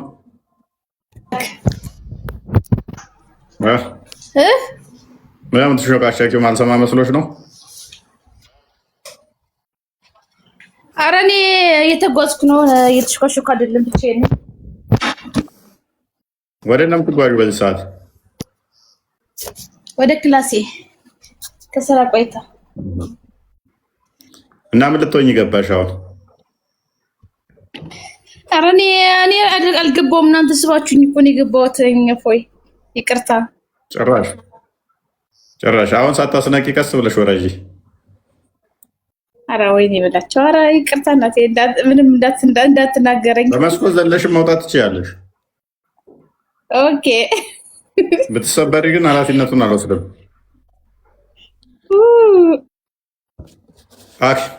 አመሰግናለሁ። ለማንኛውም እሺ ابن عرب